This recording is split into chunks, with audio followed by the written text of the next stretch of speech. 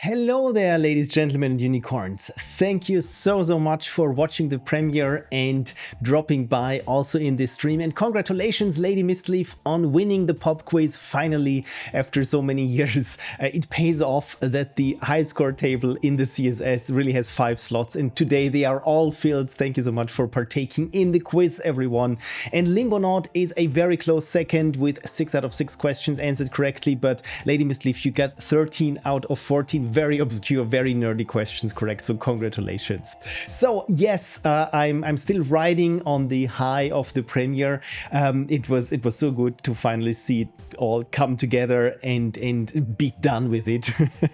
I also watched it, of course, with you, and also Connie watched, and we agreed, at least I agreed, that I said, yeah, I don't hate it. So this is good. Usually when you work on something for this long, at some point you really just want to kick it out of the door. I think many of us creatives have the same thing. When you work on something and you know it's not done, but you're halfway there or you're 90% there, it is so true. The last 10%, it feels like for 2 weeks it has been finished. All I needed to do were just the small little things. So, and finally today it's all done, almost. The only thing that is still left to do is to export it for the archive, in very good quality and individual source tracks and so on, just in case that I need it. And maybe who knows, as you know, with file formats and everything, maybe I need it in 20 years and my editing software doesn't work. So then it's good that I have individual tracks played out in a relatively open format such as MP4 or JPEG 2000 or something along those lines.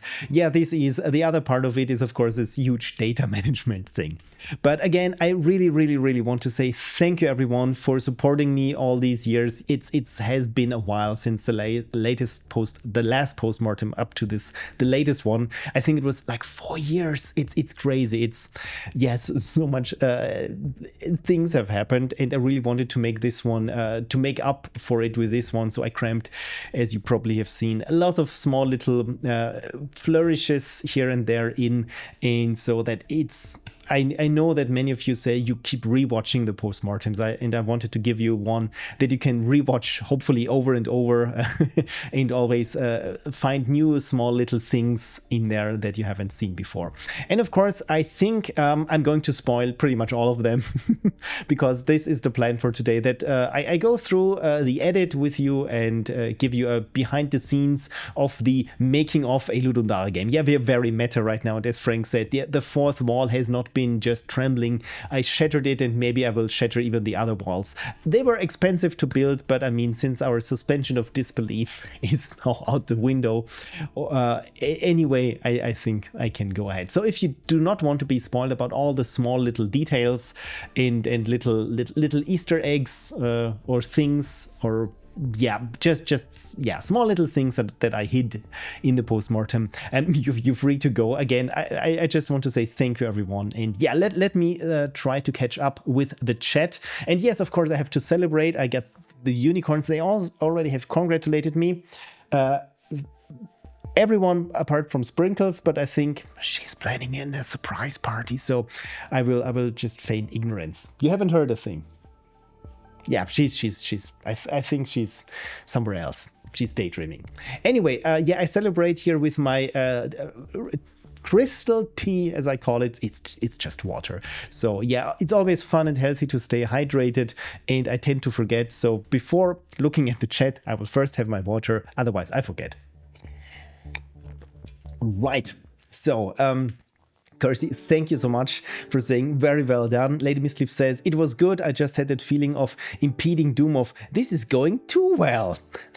Same for me, but yes, we knew you published something in the end, and I remember playing it. Yeah, thank you for playing it. And as Frank also said in the chat of the premiere, you all know the end result, so it can't be too terrible. And I thought it's a little bit like a Columbo show. Everyone knows who the murderer is. The interesting part is figuring out how they get to this point where also Columbo figures out. Yeah, I just realized that the analogy doesn't quite work, but I hope you know. It's a little bit formulaic, because in the end there's always a game, well, always asterisk, most of the time there's a game, but it's about the journey. And I'm on one hand, I want to I want to share my journey with you, and on the other hand, it's like, yeah, all my hacks and things that I did in this time frame where I said, yeah, maybe I should write a tool. That's horrible. You shouldn't be doing this. And in the moment, in the back of my head, I know this, but I try to silence this voice with a pillow. So this is I'm always a little bit torn, but in the end, I think it always comes out in the post-mortem that, yeah, I'm dithering between those two things of, yeah, I shouldn't be doing this, and I'm a programming god, so I hope that this came across as well.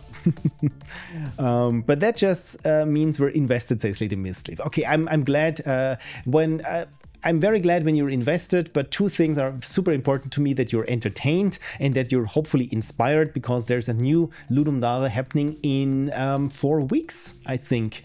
I think it's the second weekend in April, and as Frank already teased, he's collaborating in a team, and I'm also collaborating in a team, interestingly, and I'm also on Frank's team. So yeah, we will see how that goes. Another collab with yours truly, and this time I also made sure that I already have blocked enough time to recover afterwards.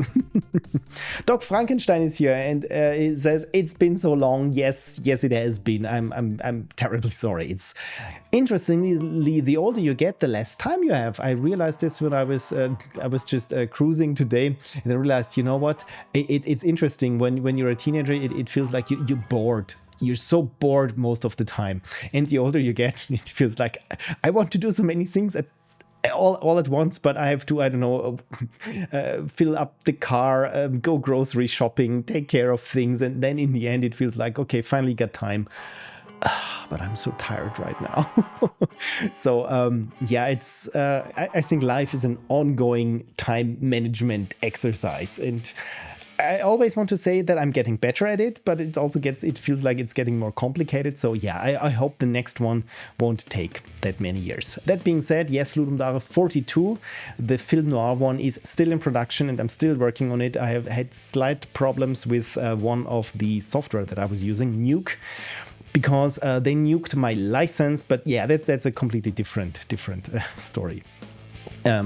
Doc Frankenstein says, your latest post-mortem reminded me why I even started the things I make. Thank you for that. And as always, thank you for letting me know that my post-mortems played at least a small part in inspiring people and motivating people to try their hand at making games. And I hope you had a wonderful journey. And if not, no refunds. I'm sorry. Sirius 07 says, nice video, well done. Thank you, Sirius. Thank you for watching and for letting me know that you enjoyed it. 4 weeks, gotta prepare, says Curse. Yeah, you should already stock up on snacks, sweets, sleep. Try to collect an amount of sleep that you can, I don't know, and then drink the sleep during the jam. But no, this would mean that you're getting sleepy. Anyway, I should think things through before I say them. That's not how things are done here. Lady Misleaf says, sadly, I'm done with LDs. I'm struggling in finding motivation on my personal projects as is without burning myself out on LDs. Oh, I completely get it, because with LDs, this burnout thing, as I've joked it before, and Ludum Dare is like a crunch it's a little bit the opposite of a vacation, where some people say, I'm gonna really relax this weekend, and when you do a Ludum Dare, it's like, yeah, you know what, my life is not stressful enough. You know what, I think I'm gonna crunch real hard this weekend and then just crater for the rest of the weekend. Yeah, that's a Ludum Dare. So this is why I plan actually for it, just for recovery. But I totally get it, because if you're already struggling creatively, or I mean, life happens to every one of us. So yeah, adding another thing on top of your plate, yeah, I'm just thinking of the many pet projects that I have. It's always new projects are always so enticing, right? But I totally get it, and it's a good call when you already manage to distance yourself from doing this. Because for myself, for example, I recently read a blog post and thought, you know what, this would be I don't know if people German speakers know of this amazing blog that I love about video game history. You know what? Maybe I should just translate it. And it's decades of articles, and it's not just like your 2-paragraph article. It's like half an hour, three-quarters of an hour of reading for every of those articles. And I was this close to starting a translation project on top of all things. So I'm getting better as well, trying to keep the pet projects at bay, at least. It's a bit like in World War Z, where the zombies just pile upon to each other and try to get over the walls of the city, the fortified city. The same is with me. Hi, I'm the city. My pet projects just pile on top, and then once or twice the occasional pet project just drops in my lap. Kersey says, maybe I'll finish this time. Fingers crossed, Kersey, you can do it. And Series07 says, I like the editing of the scenes with the Game Boy. It's clear from the video that you tried very hard when editing it. My editing is a bit like with my game dev. It's scoping is my problem. So when I think I've outlined my process before, essentially is when I'm doing the post-mortems, I'm having a document open where I'm just putting in there the current time, what I'm trying to do, what I'm feeling right now, how the things make me feel, and then from that I revert everything and write everything down as it happened, and then I look at this massive document of pages upon pages of just telling what happened and trying to find the through line of, okay, what made this post-mortem different from the others, and then I condense it, and then I have my voiceover, and from this voiceover, in this case that I recorded in 2021, I always want to say 2001, no, it was 2021, and from that I just plop it in my editing software and then see, okay, what shots do I have recorded that match what I say or augment it in some way. And so the thing is, with certain things I don't recall having said them, especially if you pick up a project from 5 years ago and you realize, oh, you know what, I don't have any footage to go along with it. You go through the footage over and over, and then put in the time lapse. Well, that I can't put in the time lapse still after the other shots because it's starting to look samey, and then you have to get creative. And this is probably my most favorite and my most hated part is, can I put a joke in there, or how can I make this super clear and visualize just what's being said? Because personally I'm a very visual person, and so when I'm watching a video and someone is talking over it and telling something complicated, but the video just shows gameplay, I completely zone out and just look at the gameplay and can't concentrate on what actually is being said. So I know from myself, so I thought this is important that I make it as clear as possible. And the Game Boy in this case, since Tetris on the Game Boy was my first Tetris, and this started my passion with games. And also it was very fitting here that I have this Game Boy appearance for the motion graphics. So I took great lengths to have to play Tetris on the actual Game Boy and then do motion graphics that they appear as if they were on the Game Boy. So I don't know where I want to go with this, but thank you for appreciating the effort that went in. Lady Misleaf says, for me, game dev, play games and grow food. Oh, amazing, you grow food? Currently have spinach, green onions and red lettuce growing under a grow light behind me. Oh, so you're indoors growing. Okay, that's I don't think that I personally have a green thumb. I mean, I have a thumb that maybe gets green when I try to mow the lawn. So if you're growing things, that's very cool. Especially, like I said, especially indoors. It's funny because even if you're not doing game dev, you have to. If you're a certain person, you have this nerdy mindset. I feel like that many of us share, where it's you get interested in something and it's not like, you know what, that's interesting, and then you move on. No, that's interesting. I think I could do this myself. And then you go all goblin mode into trying to figure this out and try it yourself. And with me, as you've seen it, that's with me is video editing and visual effects and motion graphics. Doc Frankenstein says, also, I have to know, considering your branding, have you listened to the song I Was Born a Unicorn by the Unicorns? Thank you for letting me know. No, I haven't. And I feel pretty stupid now because everything is slightly unicorn themed here and no, never heard of it. So it's good because then I have something to add on the pile of shame in terms of music listening. Limbonaut says, I always feel like a squeezed towel after LD. Oh, that's a good analogy. But it feels good to actually ship something in 3 days. Yeah, that's what I really love about Ludum Dare is in the end, if you survive it somehow, you have something that is finished and shippable. And I just got a message from from editorial that a comment from Connie because she's also growing food here, and I try to translate this. Siberian bell peppers and physalis. Do you know what physalis is? I don't know if there's an English term. It's like these little orange things that grow in bushes, a bit like berries. Anyway, so yeah, we're trying also to grow food ourselves, but not indoors, but close to the indoors. Yeah, shipping something. Yeah, right. To continue my train of thought. It's this entire thing of game dev is just compressed to 2 or 3 days. It's not something that you can just tinker over 3 years, 4 years, 7 years. Post-mortems. No, it's really something that needs to be done at a certain point. And this is why I feel with many Ludum Dare games, you get this super condensed experience, not only when you play the game, but also especially when you're making the game, where it's like, okay, you really have to focus on the most important aspects. You trim here and there. As always, start small and then go smaller. And then in the end, you have something that is finished. And again, I really like this, but also, it's crunch. No matter how much you try to take it easy, if you take it too easy, like with my last Ludum Dare, I just had a little tool where you stack blocks, and is it pixel art? Is it voxel art? Yeah, it's neither. It's just a little something.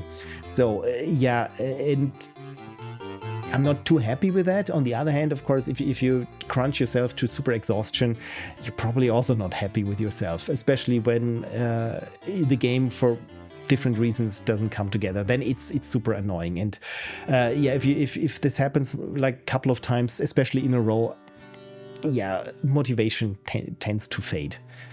And Cursey has already got 3 unicorns in-house, no more pets. That is the thing. If I would grow plants indoors, the unicorns probably would eat it, and if not, they would at least dig it up and probably just throw it out because it's not unicorn themed and they just love sprinkles. And LP Danny says, a game jam is always a good reminder of how many different skills are needed to complete a game. We'll get there one day. The good thing about this is when you try to find a group, or when you find a group where different skill sets are covered.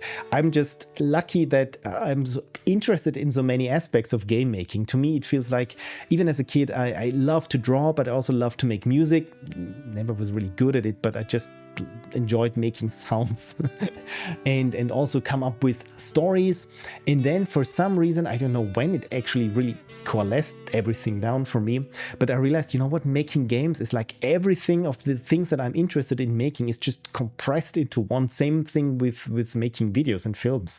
It's really interesting how this comes together. But of course, when you're partaking as a solo dev in Ludum Dare, and for example, you say your biggest strength is programming, but you cannot draw a stick figure correctly.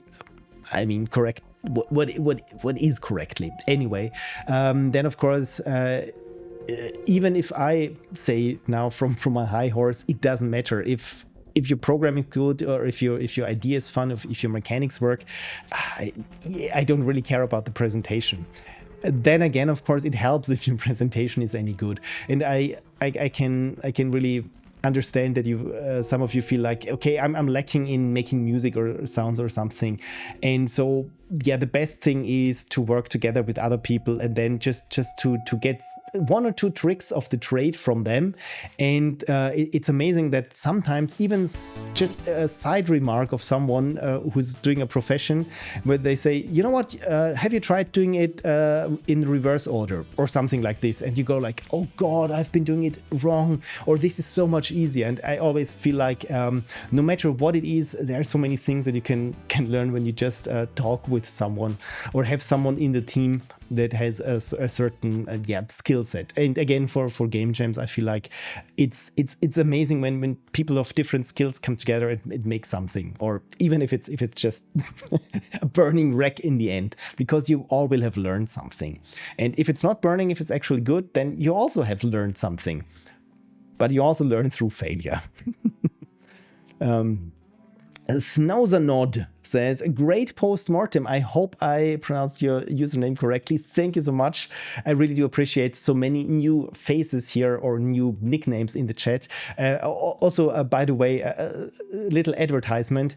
If you want to subscribe, I just started a promotion before starting the stream, so it's like 25% off. Twitch was bugging me, hey, you haven't run any promotions, and I thought, you know what, I just click it. So yeah, if you're interested in subscribing to this channel, I usually stream once a week, so it's like roughly 4 streams per month, so just that you know what you get yourself into. It's not like I'm streaming every day for 8 hours. You probably don't want this anyway. Kersey says, GameBoy effects were quite convincing watching live for the first time at least. That's the thing. If it works for the post-mortem when you watch it in the premiere, not the post-mortem, then it works. By the way, this is really the fun when you think about movie making and filmmaking. When I started out doing this kind of thing around 2005 or ish or so with visual effects, and the standards were much lower than they are today, because nowadays when I was doing my internship with visual effects, this is around 2008 where it already started. People told me, you know what, this looks good in motion. And I said, yeah, but why do I have to go over it when it looks good in motion? Just 1 or 2 frames are slightly weird. And they said, you know what, we need to have it pausable, because we can never know when someone is going to pause on a particular frame. It still has to look good and has to look convincing. And this, of course, changed all the effort with filmmaking and all these little details. And this is my go-to example is Terminator 2. The chase scene in the canals of the Los Angeles River. And when you watch it nowadays on a Blu-ray where you can pause at any moment, you realize so many continuity errors where the overpasses that you can see they're driving to, they never get to. The lighting changes. Now it's at afternoon, now it's late afternoon, now it's midday. So many things, but of course, in the moment it works. And so I also tried to do it with my post-mortem, that it's pausable, so that when you hit pause at a certain frame, you still get something out of it and don't see things that aren't working. So hopefully I pulled this off. Like I said, I know that some of you keep watching my post-mortems multiple times, and I really wanted to give you something to watch. System 1100 says, I watched your Ludum Dare videos at the very beginning of my programming journey, where I scared shitless of even touching JavaScript. That's okay, I still am, and I love JavaScript. And I've been constantly inspired by people like you, where you didn't overwhelm me with overly complicated NASA level projects and just had fun by doing what you can with what you know can. So thank you for making those videos 4 to 5 years ago. And I just now clicked on your YouTube and saw a new post-mortem, and I'm instantly going to watch it. Oh, thank you so much for live checking out that there is a new post-mortem out. And thank you for letting me know. And yeah, I hope that I make game development approachable, or at least fun, so that even when you have never thought about game making, that it's not like something, as you said, this is like, oh god, this is NASA level shit, and now he's starting with formulas and programming lingo. I think I still tend to go a little bit into programming lingo in my postmortems, but even if you don't fully understand it, I hope if there's an interest in making games inside of you, you go for it. This is all I want. So if I always say it, if my videos inspire you, that's the biggest gift for me. And System 1100 says, just wanted to drop this here since I've never talked here for these past 5 to 4 years. Just enjoyed small snippets of your content here and there. Thank you so much for really taking the plunge and writing me this wall of text. Usually when people write walls of text, this is bad, but no, really, I'm very flattered, and I do appreciate your appreciation.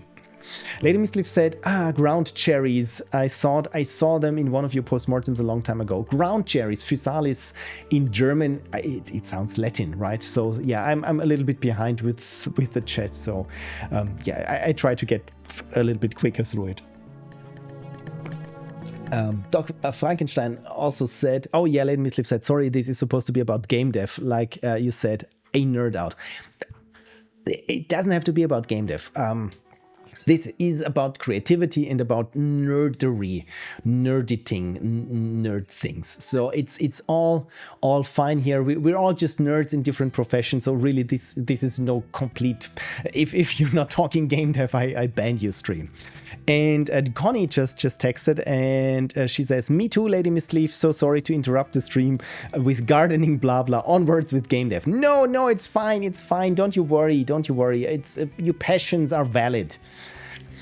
Doc Frankenstein says, it's been interesting attending in real live game jams recently, mostly the ones from my college.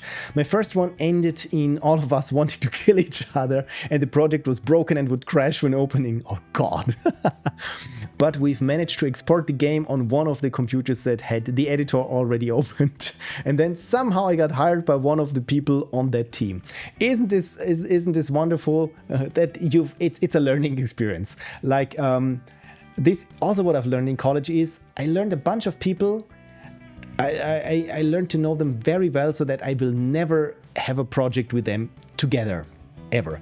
With some people it's like, yeah, they're super funny, they're super social, it's really fun to hang with them, but never ever do I want to work with them on a project. With other people it's a little bit different. They can be difficult to talk to, but yeah, when you know, okay, this person is in charge of, I don't know, doing the camera work or something, you don't have to worry about a thing.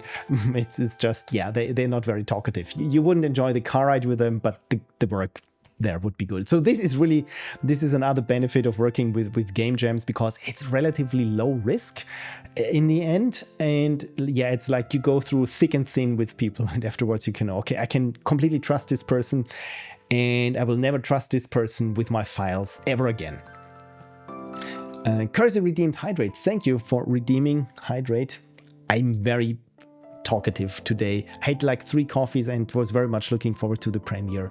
So this is like a big weight that has been weighing me down for 2 months. I just realized it sounds very negative. It was a load of work, and I'm glad it's finished. Like with the Ludum Dare project. Also, Kirsty said the paper visual effects were nice too, especially the zoom out scene into the video. Yeah, this one. If you watched the credits scene, there is some screen caps from Maya. You know what? Let me switch over. Hello, this is my very neat desktop. Because yeah, again, I want to show you some of the tricks of the trade and open the project.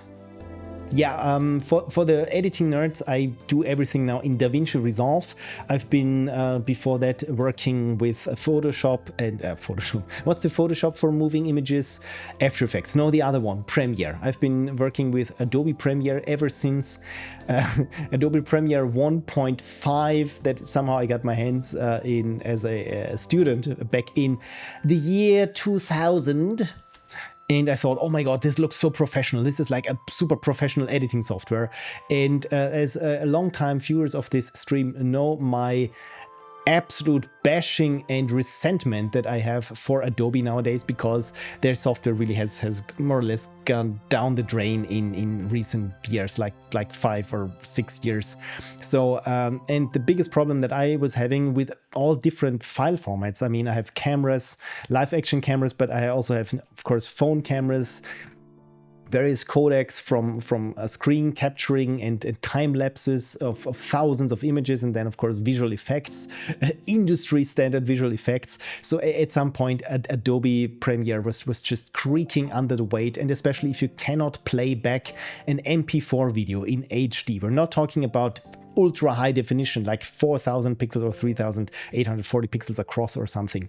No, just plain old 30 frames per second HD from an MP4, and Premiere just dies on it, despite me having a very beefy computer. And at some point it's like, yeah, hardware, I cannot put any more hardware in, it has to be the software. So and some of you also know that I work as a colorist, and my tool of choice there, or well, it has been chosen for me anyway, is DaVinci Resolve. And the cool thing with DaVinci Resolve, it started as a color grading tool, but over the years, the developer Blackmagic Design added audio editing and video editing. So it has grown to be a very usable video editor over the years. And I've seen many big projects being finished with it. So for me, this really was the biggest step to get this project finished. Was I took the Premiere edit and then ported it over to Resolve. And once I had this done, I realized, oh my god, it feels so much smoother just going along in the timeline back and forth.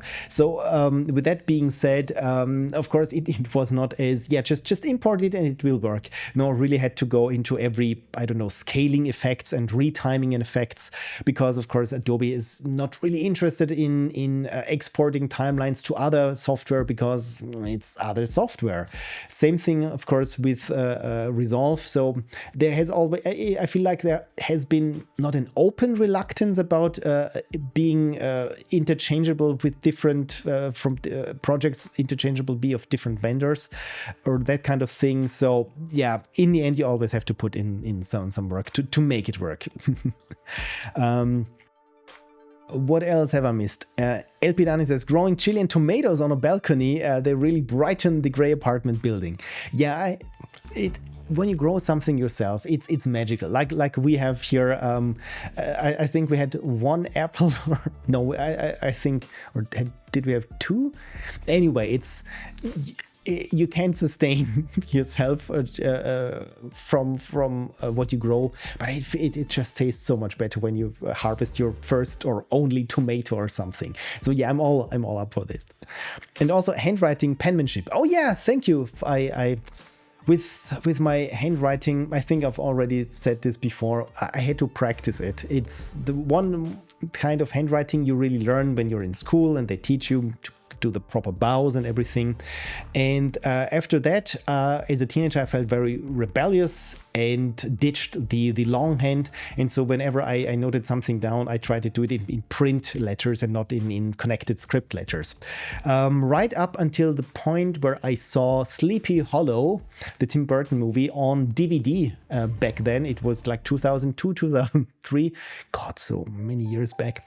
And this is when I saw, oh my God, they do this intricate handwriting. Sometimes you would see it. And the funny thing is, I've only watched it once and seen it there. And I thought, you know what, it would be so nice if I could write like this. And so I started to practice it. So like really long, spidery, spindly letters. And essentially I had to unlearn what I had learned before, how the letters look in standard Austrian, German longhand writing. So my letter shapes changed over the years. But I kept writing like this. And even this is also when I discovered my love for fountain pens. Got a very cheap one at first, and then gradually increased to eye-watering amounts of money to be spent on fountain pens. And yeah, it took me like 5 or 6 years where I was just practicing. So, and I'm so happy that I finally have it down with my longhand, because you think and you write differently when you write with longhand versus typing on a keyboard. And so for me, I always wish my letters, my longhand would look even prettier than it does, because as always with this pertains to all my projects, I only see the flaws with it. But then someone says, you know what, you have a pretty decent handwriting, and I think nowadays I'm fine with it, and I think, you know what, I think I do. Anyway, That's a long story for my long head. Doc Frankenstein says, I'm a huge fan of the fusion panel in DaVinci. Oh yes, for those who don't know, with DaVinci, down here you have different, as they call it, rooms. So you import your media in the media room. You edit your timeline, as I did here in the edit room. But then there is this fusion room, and this is visual effects. This is, if you're familiar with node-based compositing software like Nuke, Fusion is something similar. The only downside is, for me personally, is I don't like Fusion. I spent way too much time learning Nuke, which is the industry standard for compositing and visual effects, which is prohibitively expensive, especially if you're a solo dev. Nowadays, of course, they have the subscription models. Anyway, so it always feels to me with Fusion, it's never intuitive. So whenever I need to do some 3D reprojection and tracking in the 3D space, it never feels like, okay, let's do this, as it is with Nuke. With Fusion, it's always, oh God, I have to look it up. How did this work again? And so if I don't use it for like 2 weeks, I have to look into it again. So this is really why I don't like it. But of course, the upside of Fusion is with Resolve, once you bought Resolve, you have a fully fledged compositing, node-based compositing solution inside of this program. Fusion used to cost many thousands of dollars before it got acquired by Blackmagic. Same thing with the entire color grading, because this is what you can hear in the color page. This entire color grading suite, this cost like 30,000 or something, until it started getting democratized through Apple Color and that sort of thing, like 10, 15 years ago. So this is an amazing amount of software value that you get, and I'm not using it because it doesn't feel intuitive for me. So but yeah, if you're well versed with Fusion, it's very powerful. You can do pretty much anything with regards of motion graphics or visual effects or advanced compositing. Really, you have like 3D reprojection, that sort of thing, which always is a little bit of magic to me. Lady Mistlif said to LP Dani, I grew cucamelons and cucumbers outside last year to great success. Once the ground thaws out, I plan to do that again, and some other plants. I didn't know that melons were growing or would grow in Canada, but what do I know? I know nothing about gardening. Well, a little bit about gardening, but cool. That's pretty amazing. And cucamelons. Now I really am curious about how they taste. Lady Mistlif said, I never taught myself to write cursive. I hated how my penmanship looked, so now I write in good old detached letters. My mom's writing is absolutely gorgeous in cursive, but I can't write print detached letters, so we're jealous of each other. That's that's cute. So it's a bit like with game jams. You have different things that you're good at, different areas of expertise, and you're always so jealous of the others. It's like the other thing that I've noticed is when you're good at something, you cannot be so good at something where you feel like, okay, I've mastered this, I'm the best person to do task X in the world. Even if you look at really renowned artists and you talk to them and they go, yeah, I like my drawing, but you know what, this other artist is so much better than me. And then you talk to this other artist and they say, yeah, if only I was as good as person A. Sometimes this happens, and sometimes it's like, it feels like no matter how good you are, there's always room for you to grow. I think the biggest problem is when you feel like, yeah, you know what, I think I'm world best in this, so I don't have to try anymore because I know that I'm the best in this. This is usually the people who aren't the best in things, but they are so convinced they are. So if you're unsure whether you're an asshole or not, if you ask yourself, could I be an asshole? The answer is probably no. Because these kind of people, we all know them. They are so sure of themselves. It's like, please, Lord, grant me the self-confidence of an utter idiot. Doc Frankenstein says, my current biggest gripe with DaVinci is that I'm on Linux, oh dear, and DaVinci support, well, it does work with a few hacks, but isn't a really crappy experience. I have it on re-encode. I have to re-encode all my footage for DaVinci to recognize the audio. Oh dear, oh dear. And Kersey writes only in cursive. That's very good. But Doc Frankenstein, yeah, the good thing with DaVinci Resolve is, yes, it works in Linux. And at work, We also used DaVinci on Linux machines for a couple of years, which again, big media production company is quite something if they say, yeah, we have a dedicated Linux person to fix things. What DaVinci Resolve needs or expects was a CentOS installation, and I think it was even not the newest one. So there goes that. So the other problem, we also had problems with audio. A good thing is, for me at least, with doing just color grading, I didn't need the audio because it was there was like a 20% chance that it wasn't working on a given project or on a given day. So yeah, Linux and audio, I think this also has been a long-standing joke. And then, of course, you complicate matters by running this big behemoth of a software on top of it. But again, I find it pretty cool that it works on Linux, and not too badly, I have to add.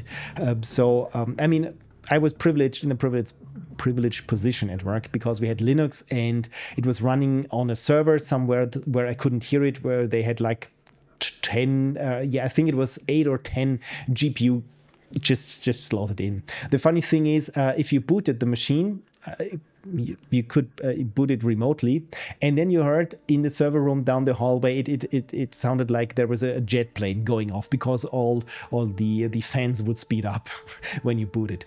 But of course, in the long run, now we're back to running this on Apple. So yeah. Because the problem with Linux was whenever you had a problem, you had to call your Linux person because you couldn't troubleshoot it yourself. Because with Linux, it felt like this was a super customized distribution. Also with the hardware, like I said, running headless somewhere on the server for rendering, but with 10 GPUs, it was like, I'm so glad that I didn't have to administrate this because it sounds like a nightmare. So Doc, I really feel you. And Andrew JK says it could be worse. You could use Natron. A funny thing is with Natron, that is my replacement for Fusion, because for those who don't know, Fusion or Natron or Nuke. Natron is pretty much the open source version, the free open version of Nuke, because it looks like Nuke. It smells like Nuke, and also the shortcuts of Nuke work. The only thing is, of course, it's not as optimized as Nuke because you don't have a multi-million-dollar software company behind it maintaining it. So the latest release of Natron is, I think, from 2022, from the Natron developers. And so I thought, since my lifetime subscription, my lifetime license to Nuke 18 something it turned out not to be a lifetime version, because they said, yeah, you know what, we're not supporting this new operating system that is Windows 10. I think, yeah, something where they said, yeah, okay, this once they migrated my plan, but actually they shouldn't be doing it. And at some point it just dropped out, and it phoned home, but the server said, you know what, nah. So I needed something as a replacement, and for me this has been Natron until I tried to do slightly more complex things with it. And this is really where you feel like, okay, it looks like Nuke, it smells like Nuke, but as soon as you try to do something with Nuke, you notice, okay, it really creaks under the weight of not perfect implementations, because again, the Natron developers, I don't think they're getting paid for this, and it's only a couple of people. And with 2D graphics and even 3D graphics, for example, Nuke has a dedicated 3D room environment. Natron does not. In Natron, everything is 2D. I mean, you can fake 3D in some regards, but yeah, you feel the difference. And so this is also one of the reasons with Ludum Dal 42. I started doing a lot of visual effects and compositing in Nuke, which projects I cannot open anymore. So my fallback would be either to use Fusion in Resolve or use AfterEffects. AfterEffects is fine, but then again, it's an Adobe software, and yeah, the more complex things get with AfterEffects, I mean, I always joke that when you render something with FFmpeg, which is a command line tool, also open source, open anything, and you convert something with FFmpeg from the command line, and all of your cores, I'm running an Intel 4900, where is my CPU here, and all the cores are maxed out at 100%. When you render in AfterEffects, well, maybe half the cores go up to 80%, and it really feels like this is, again, I'm bashing on Adobe. But yeah, my long story is probably if I need to get back into Ludum Dall 42, I have to get Nuke again to open my compositings. And then I'm on a timer because I have to pay for it. I think there's a subscription, a quarterly subscription, and it's a couple of €1,000 last time I looked. So yeah, it's Hollywood stuff. So as a single person, it's really, I have to set time aside and say, okay, I'm on the clock now. I have to finish this until my software doesn't work anymore. And Andrew says, I use Natron at home, but yeah, I've been spoiled by Nuke. Okay, so yeah, once you go Nuke, you hardly go back. Again, with Nuke, in comparison to Fusion, Nuke feels very intuitive to me, but I think this is probably because I spent, like I said, in 2007, 2008, like really half a year of intense crunch mode to really learn this program, because again, I needed it because I was working in a VFX house at the time. Anyway, so you're probably more interested in the actual post-mortem thing here. So yeah, as editing goes, it's an editing software, and if you're somewhat familiar with how timelines look, this is what it looks like. And when you set out to edit a project, you always feel like, you know what, you have this one line of the video and one line of audio, and then maybe just some bars on top where there's music, and be done with it. And it never goes like this. In the end, it's always like this little patchwork of things that you spread on different layers. Down here, these little blobs here, this is for sound. This is the volume level. So at certain points I increase the volume when I'm not talking, and this is called ducking because you duck one audio level so that the other can shine. You can automate this. I don't trust automation in this. So long story short, yeah, again, with every edit you try to keep it as simple as possible, and then it just balloons into something like this. And as with programming and making games, is organization is half the win already, because if you stay organized and have a sensible folder structure and sensible timeline layout, you save yourself so much time. Of course, it takes longer to get started, but as soon as you have something like this down, it really pays dividends down the line. This is what I've come to. So for example, you can see here I've labeled here all my video tracks so that I know, okay, adjustment layers only go on this track, or graphic effects go on that track. So again, it's much easier to just troubleshoot problems. Lady Misliff says, I did not agree with your claim that you finally did a game with an interesting mechanic, as Rampage was really, really good too. Yeah, with Rampage, it felt like I just had mushed together something that there was already there, like this homing in mechanic of the RAM. But now in retrospect, of course, I think you're right. I just didn't realize it at the time. Now that you're saying it, and now with like half a decade of distance to Rampage, oh god, it's really been that long. Yeah, I think I have to agree. Again, when I was writing the script to it, and also when I was recording it felt like, yeah, this is really this. It felt so abstract, and I think this is what really drew me to it, because as you know, I'm a big fan of Tetris, and I feel like when people ask me what is the perfect video game, my go-to answer is always Tetris, because it's just so detached from everything real world. The gravity does not work like it does because it's step-based. Physics do not work there because things can vanish completely, and it's so super abstract, but it's also so very approachable, and it's the good old saying, easy to learn, hard to master. So yeah, and I felt like with Decentralized I had something that was similarly abstract in a sense. So but thank you for saying that I already succeeded before I actually knew I succeeded. And Rampage says, Cursey or Rap Mage sounds like a fun game too. Okay, now I'm thinking of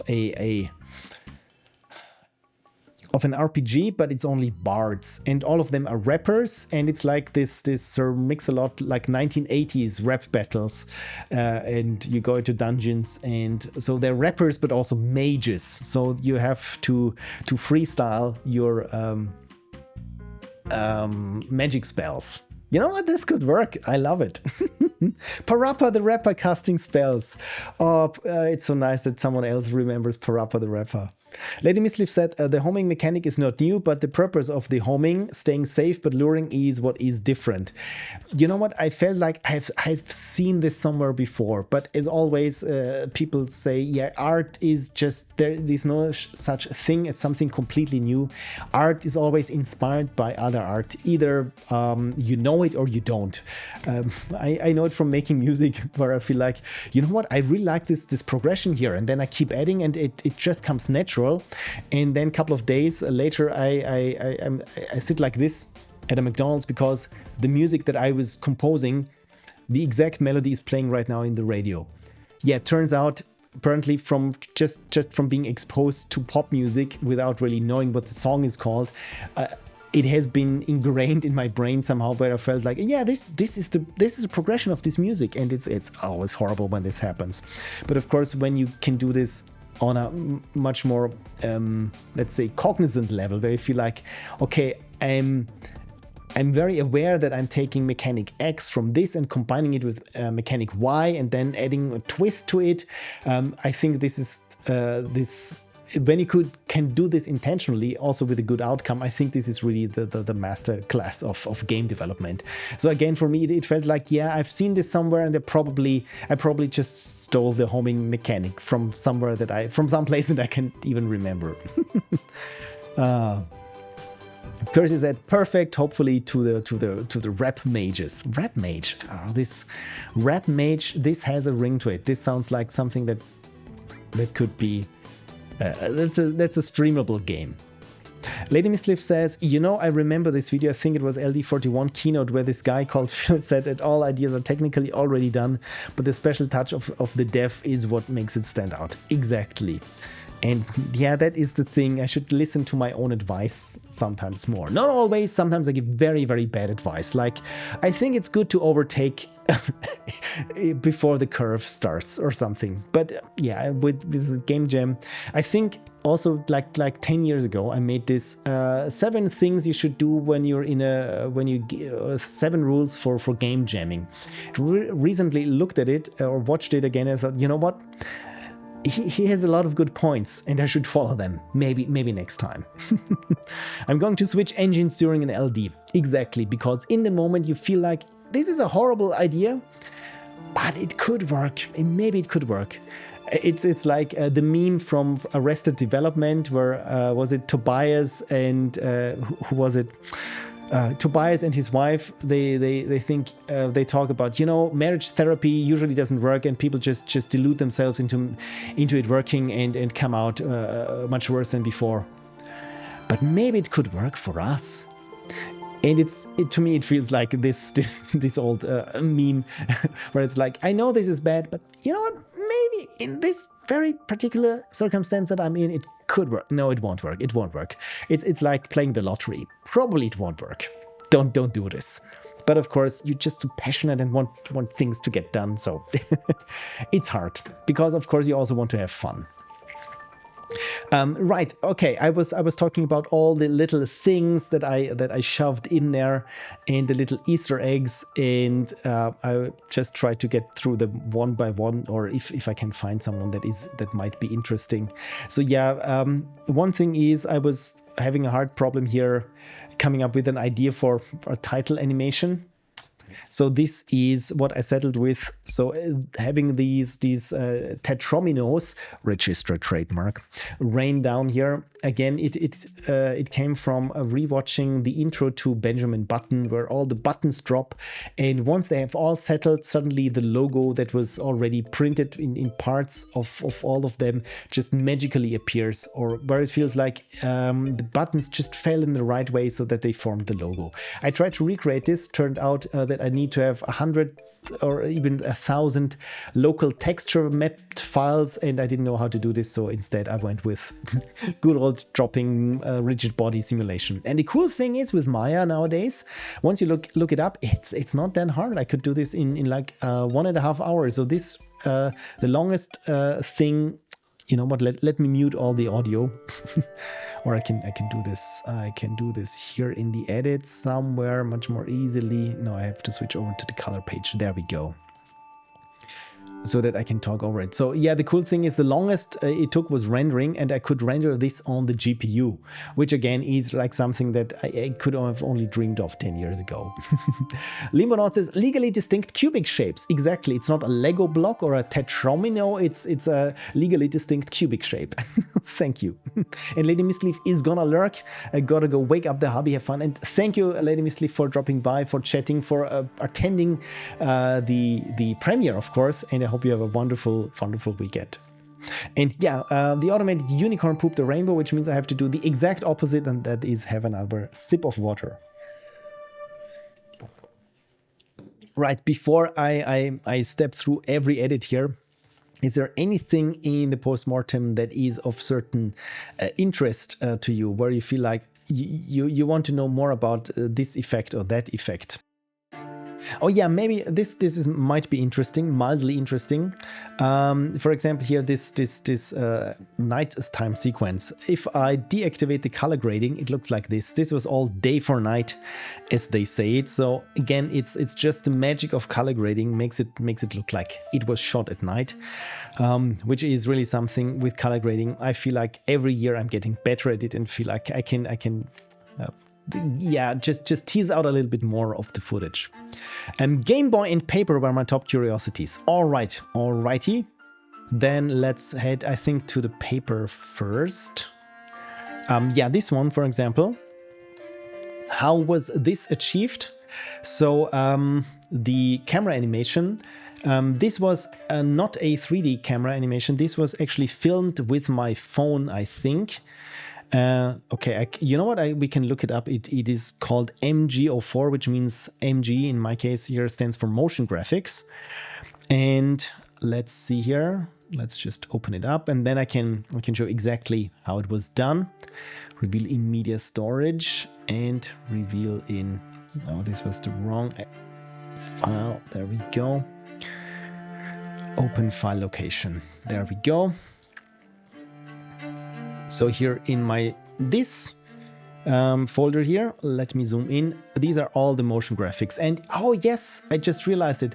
I have made one motion graphic that I never used because I made this before writing the script. So when you do something that you haven't planned for, and you thought, you know what, maybe I can shoehorn it in somewhere, and it never made sense anywhere. So I give you exclusively this motion graphic, this edit that never made it in. So there we go. Oh, they got this all screwed up. Yes, that's the joke. And I don't know what's it with me and the Simpsons. For some reason, being grown up in the 90s with so many things, I have a vague memory of, hey, the Simpsons did this cool joke. Maybe I can just adjust it like old man yells at cloud, or I can just, yeah, in some way steal it. Right, so let's get back to the, what was it called? MG04, Motion Graphic 04. The pad where one can go deeper, and this is here in After Effects, and this project must be converted from version 18 because I've been working on this project for quite a while. So as it is here, yes, now I can see it here. So this is the original video that was filmed there on my phone, and I think it was even, I shot it with the not time-lapse, what's the other way? Slow motion effect there on my phone. So because I wanted a very smooth camera movement, so this is why I went with the slow motion function, just try to zoom in. So, and the other thing is, of course, the text on top. Since I have very clear features there, I could just track it and put this here, the text on top. So the text itself here is just animated with masks that reveal the text in certain points. By the way, the black here is, this black here is transparent. So this checkerboard means it's transparent. So this is the animation. So once I had this animated, then I could just put it on top and just drag it on top. And with this animation, it looks like it's being revealed there. So the good thing here is, because I have so many dots on my pad, it could do this almost just pixel perfect that I could align it to where it needs to go. Of course, this meant that I had to have here the finished page. I scanned it in and took all the things out that aren't already printed on this pad. So I think this was one of the easy effects, but then of course I have a more interesting effect. And I think it was where are we? Oh, yeah, it's deactivated here. This reverse Tetris effect. So as you can imagine, again, this is a 3D animation of, you have a model of the pad in 3D, and it's an animated texture that I animated just like I showed you, where I have just masks gradually reveal things and have the other things just with a wobbly transition. So here, this is the actual magic. So this is where we transition over from the 3D rendering already, excuse me, with some depth of field effect applied, and then it transitions over via a morph cut into the actual footage. And so it was the biggest problem was really figuring out in Maya where to place the camera that it aligns well enough with the actual pad. And one thing that I realized when I finally rendered it, that the depth of field of the actual camera is much shallower than the rendered one. So for example, if you look here at how these little boxes turn out, you can still see here that the box shape in the rendering, and now here it's just a blob with the actual camera. So probably could have rendered this anew, but I tried to have my perfectionism dial it all the way down from 100% perfectionist to 98% perfectionist. So this is why I didn't re-render it again. So again, I'm super pleased with how it turned out, because in the end, for those who are familiar with Resolve, you can see here, this is my node tree. So color grading in this case, so it works like every color grading operation is its own node that you can connect up with another node. And you can see here, we have here vignetting, corners, then the center and sharpening and grading and a compound node and color slicing and so on and so forth. So just so that this rendering looks as much as possible as a actual camera image. So the blue thing here, this is how it looked rendered from Maya, and this here I'm just switching on now my color grading back and forth. So one thing, for example, that I have to add, or well, felt like I had to add, is when you look here closely, there is some slight chromatic aberration going on in the fringes. So it's this, yeah, the colored fringes here, the red and the blue here on the outline. This again comes down to the actual properties of a lens, because this is how a macro lens would be very likely to distort the image, and also we have slight vignetting there. And yeah, again, it's a good old pixel prophecy, perfectionism when it comes to these kinds of things. But again, I feel like the effect is very cool when suddenly it switches over into this one. Right, and as for the Game Boy, like we have here, I'm also pretty happy with how that one turned out. And of course, I have GameBoy Studio, which is an integrated development tool where you can make Game Boy games on nowadays machines and then export it straight onto the actual cartridge. And this is what I attempted for like half an hour, and then I realized, for this to work, I probably have to recreate Tetris in this, and I don't know how. So in the end, it was much faster to do this again completely in After Effects. So how is that done? We can look it up. This is Motion Graphics 07. So let's have a look at that. MG07. This was 6. Setups. After Effects, there we go. So this, I can see here, this has gone through several variations. And again, it was done many years back. So this is the end result. And you can see here that After Effects is already a little bit cuffing. At least I can hear now the fans speeding up. Yeah, this is the end result. So I have multiple compositions. So in After Effects, you can nest certain compositions. It's like you create a texture and then you render to this texture and then use the result as a texture for your next thing. The same thing you can do in After Effects. Essentially, yeah, you can, yeah, like I said, you can nest things. So, and what I did is I started out with creating a pristine Game Boy screen and then kept adding or animating this pristine Game Boy thing and then tried to add all the imperfections of an actual Game Boy. So the screen here, this is an animation. This is exactly how it would look like in an emulator. And I think, I mean, there is even audio, I just realized. And so this here is an image grab of the background. Then I have here created this image in Photoshop, how it would look like with as a Game Boy piece. All these individual things here with the sprites from the original Game Boy.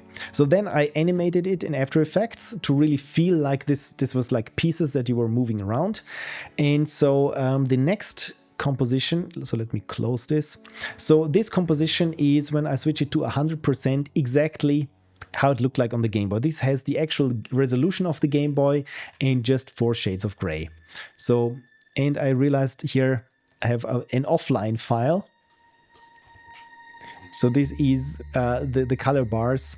Again, this is when you top out on the Game Boy Tetris version, then yeah, everything fills up here with blocks, and apparently somehow this AVI image or this AVI file here has gone missing, which is no biggie because I think I've converted it to a lossless MP4, but still, yeah, After Effects is not finding it. So everything was here animated first as the Game Boy screen in Game Boy resolution.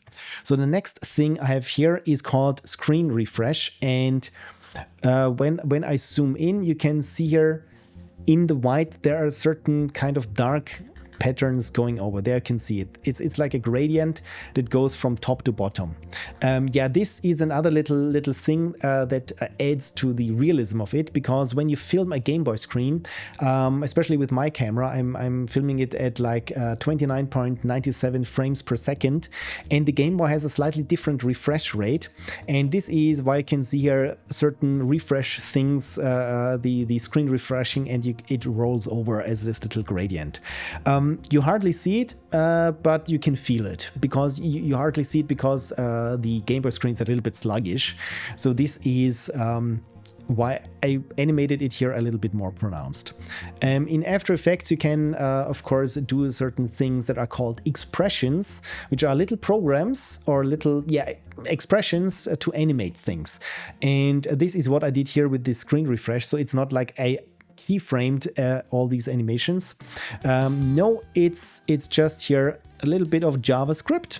And if any of you are programmers, and I think many of you are, it's very straightforward. So you get the position, the X position and the Y position. So the X position of this gradient that should loop over it does not change. But for the Y position, you get the current time and what frame it is on.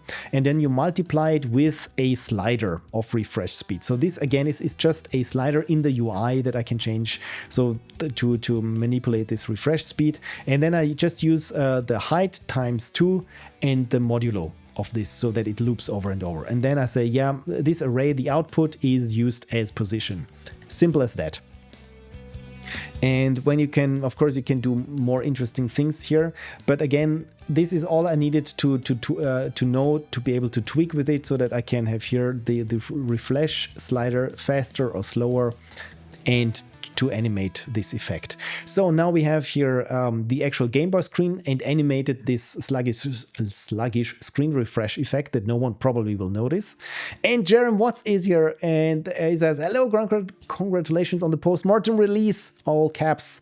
Me and my partner just finished watching it. Thank you so much for watching and dropping by. We're right in the thick of explaining how these or some of the motion graphics effects were done. So again, to recap, the Game Boy screen, this is the end result of the pieces rotating here. I started out with just animating here parts of a screenshot accordingly, And the next thing was I took this animation and added here this rolling refresh on top of it. So the next point is, of course, the Game Boy is a grid.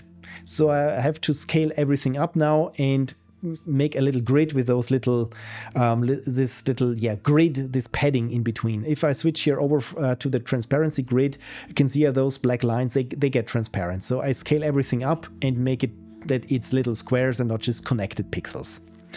So this is what happens here, and by doing this, of course, I had to scale it up like 4 or more times. So this, I think it's now 8 by 8 pixels, and every 8th pixel is transparent. So we're getting closer to the Game Boy image. So the next thing that is here is called screen simulation.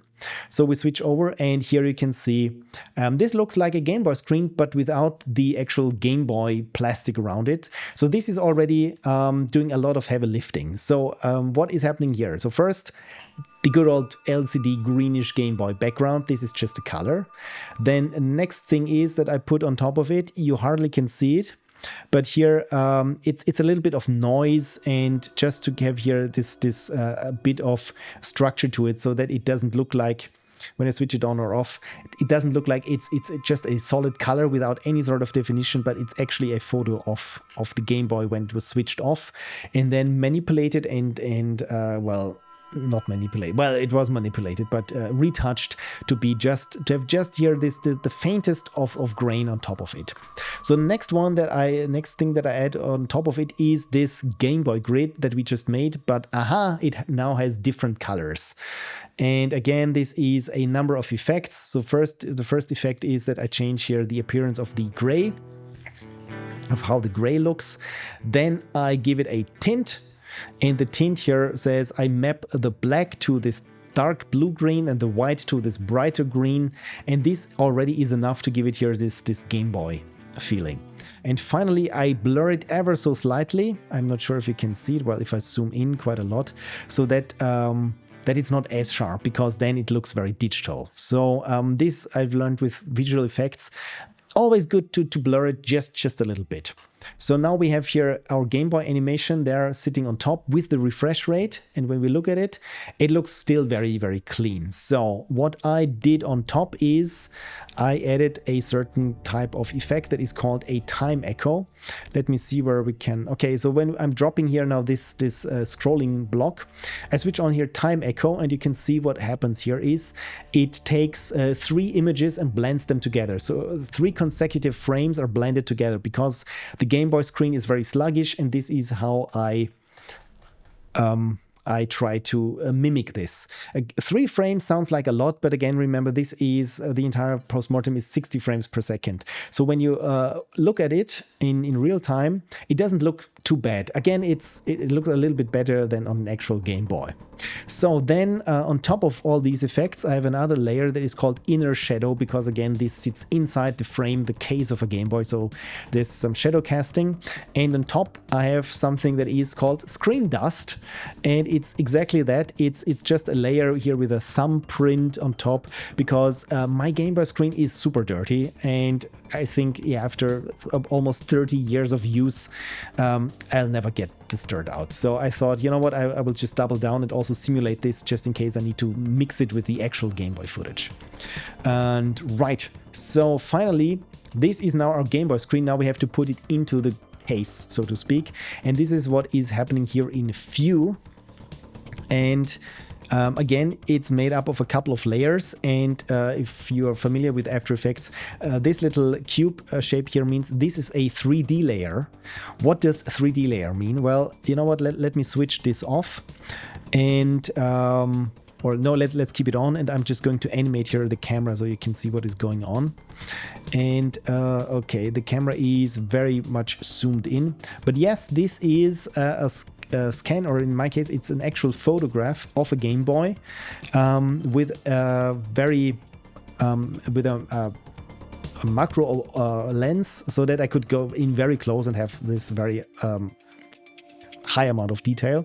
And also I I have here the focal length is 135 millimeters, so that it's very compressed. So if I make this into a, let's say, a wide angle lens, then it should be a little bit easier to control, and I can really show you around how this looks here in 3D. So it's, oh dear, it's hard to control because it's just a couple of 2D planes, but they're slightly offset from each other, so that actually the Game Boy screen really sits underneath the layer of the case on top. So I have to undo this now quite substantially because, of course, I want to show you how it looks here in the final. So yeah, this Game Boy Front here is just this. Oh, I zoomed in again. Sorry, I meant to zoom in like this. So this again has here some dirt, because this also, like I said, photo and lots of retouching in Photoshop so that it looks a little bit more realistic. So then, of course, when it's switched on here, the battery light is up, which of course I also took as a photo from the original Game Boy. And it wouldn't be me if, okay, now I'm doing here a preview and it takes a little while, but you can see here that even the LED is flickering a little bit because it's in sync with the screen refresh there. So all these little things probably no one will notice. Well, now you will notice, but it all helps to make this Game Boy feel when you watch it, okay, this could be a real video of an actual Game Boy.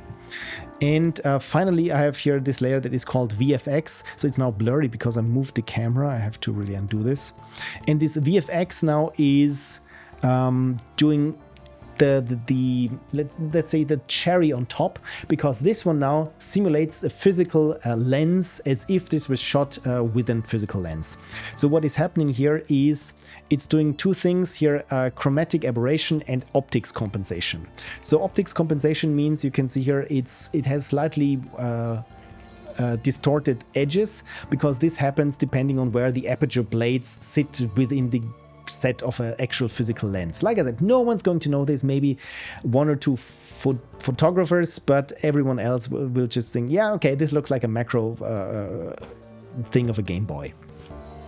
And yeah, this chromatic aberration, it says here missing, because I use a plugin in the when I render this out that I do not have anymore, but I recreated this, the effect of it, bit too strongly, but you can see a chromatic aberration, as I said before, is where the light splits up into the spectrum again when it gets closer to the edges. So the cheaper your lens is, essentially is the more you have this distortion towards the lenses, as well as you have here this color fringes towards the lenses.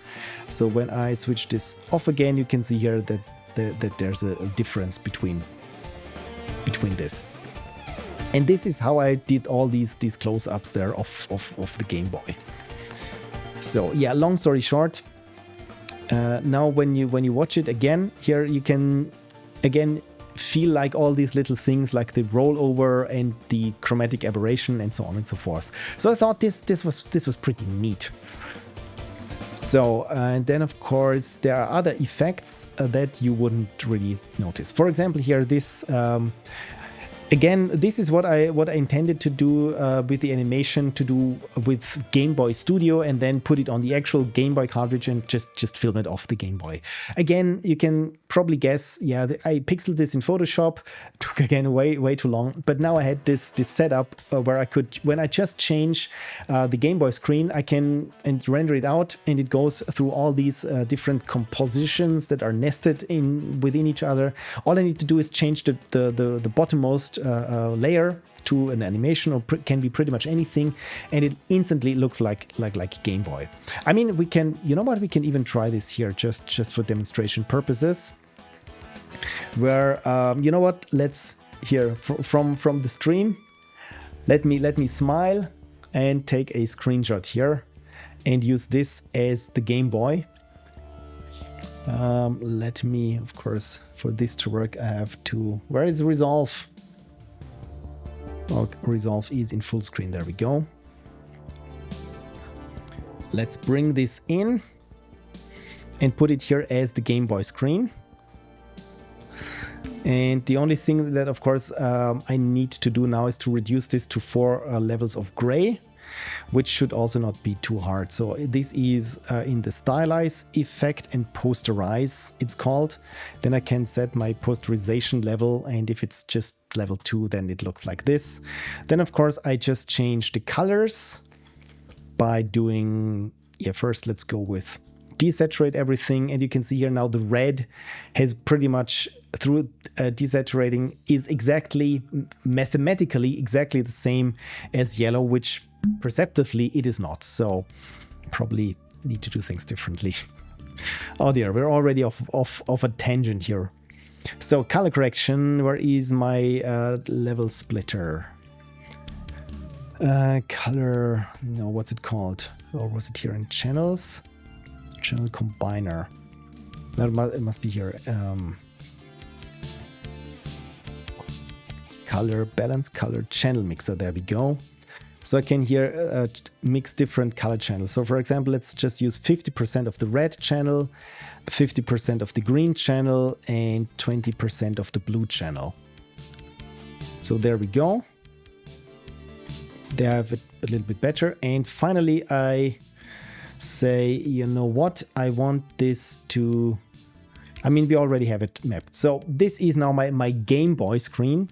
And then when I hit over to view, everything updates. And again, it looks like this was a proper Game Boy image. Everything has been split up here in pixels. And again, with all the dust, and when I hit play, then it also will display here this rolling update thing. So it was easy as that. So once I had this set up, I could really use pretty much anything that I wanted here in Resolve. So let's figure out what the chat has said. Because I've been yapping away. Jerem says, so much more of the video was made in Blender than I thought it was. You put so much work into it. And you know what? It wasn't Blender, because I'm still one of those idiots who pay for their 3D software because they're too old to learn new tricks. So yeah, all the animations there were done with good old Maya. So for example, here, I think I've shown this in one of the streams recently, the matrix effect. Yes. So we have here the cat that shows up when I have a different camera, of course. There's a perspective camera. So yeah, if you remember the matrix effect, this that I showed you last time, this was just for literally a couple of frames just to get this out there. And again, with Maya, you can probably pretty much get the same bang for your buck, or for even less buck and even more bang with Blender. But like I said, I was trained on Maya, and now I'm too old to learn something new. Right, Cursor says, yeah, very cool, thank you. Andrew JK says, thanks for breaking down the Game Boy effect, it was really convincing. Okay, good. If even one person thought for a second, you know what, is this running on an actual Game Boy? Then I'm all happy. Yeah, same thing here. Now you know how it's done. So the only thing here was the animation and of course the font, because I mean, you know, the good old Game Boy font, the Tetris font, and the only thing is this font did not have lowercase letters. So someone needed to make this font, and if I'm quick now, I'm not too quick. If you head over to fontstruct.com, and if I even sign into Fontstruct, then you can see here under my font instructions, I can share a link. So yeah, I make pixel fonts. And so, where do I have it? It's been a while. Where is it? I call this elorg. If I can find it, no. Oh, there it is. There it is. And if you want to use it yourself, I pasted it in the chat. I think it's also on Pixel Prophecy stuff. If I haven't forgotten to put it there, so let's go to, oh no, resources, fonts, and there. Apparently I haven't put it there. Apparently I haven't. So yeah, I can put it up there on Pixel Prophecy stuff as well, just in case you need this kind of font. Because again, I love it when fonts look, yeah, when I can use them. And I even recreated here this Nintendo, which is made up of a couple of different letters, I think, when you want to type it out. So again, yeah, you know me, I enjoy really going the extra mile with that. And also here, when the background, when, for example, here this new box pops up, I tried to use exactly the same tiles as the original Tetris uses, which means also the dot pattern should be perfect. No one's going to notice. This is why I'm telling you. Right, Kirsty said, can this all render in real time? Would be a neat effect for playing a Game Boy game. Since this is After Effects, it absolutely does not. And like I said, I don't know who programmed this, but I think this was done single-threaded 30 years ago, and I thought, you know what, that's pretty good enough. So theoretically, I think you can do this with shaders easily. I think there's even at least 1 or 2 projects on Shader Toy that mimic a Game Boy screen just perfectly. So essentially, yes, it just involves a little bit of shader programming, and yeah, you need the sprite, of course, of everything, and there's a lot of overdraw with transparency effects, but pretty much, yeah, I think you could do this pretty easily, also for, yeah, emulating Game Boy games to look as if they were being played on an actual Game Boy. Jerem Watts says there's always a way. Exactly. Dithering effect could work too. Yes, the dithering effect, again, with After Effects, it's called After Effects, but it's not so good with effects. So probably for a real-time dithering effect, I probably couldn't do this with After Effects. That you really need shaders for.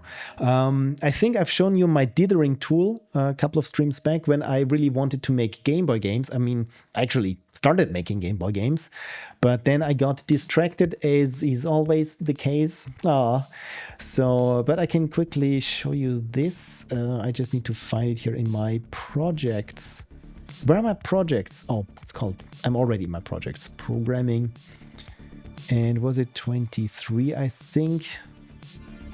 24. My dither tool. Timecode converter, playdate converter. Game Boy tileset converter. Was it that? No, this was my test image. This is the tileset converter. Let's try with this. Oh yeah, it's that one. So yeah, Game Boy tileset converter. So let me drop this image in here. So just so that I reload the page. So let's drop here this beautiful image here, and you can see here in the preview. Let's make this a bit bigger. And there I have different dithering patterns already. Oh, there's even the mouse pointer there. So I mean, this is hard-coded running in software, but of course, I think it shouldn't be too hard to have like 2x2, or I think with the Game Boy camera has a 4x4 Bayer matrix pattern. So again, this essentially you can probably easily make a Game Boy camera effect as a shader, and maybe at some point I could do this too. So yeah, this has been one of my pet projects, and here it says it complains that the image height isn't divisible by 8.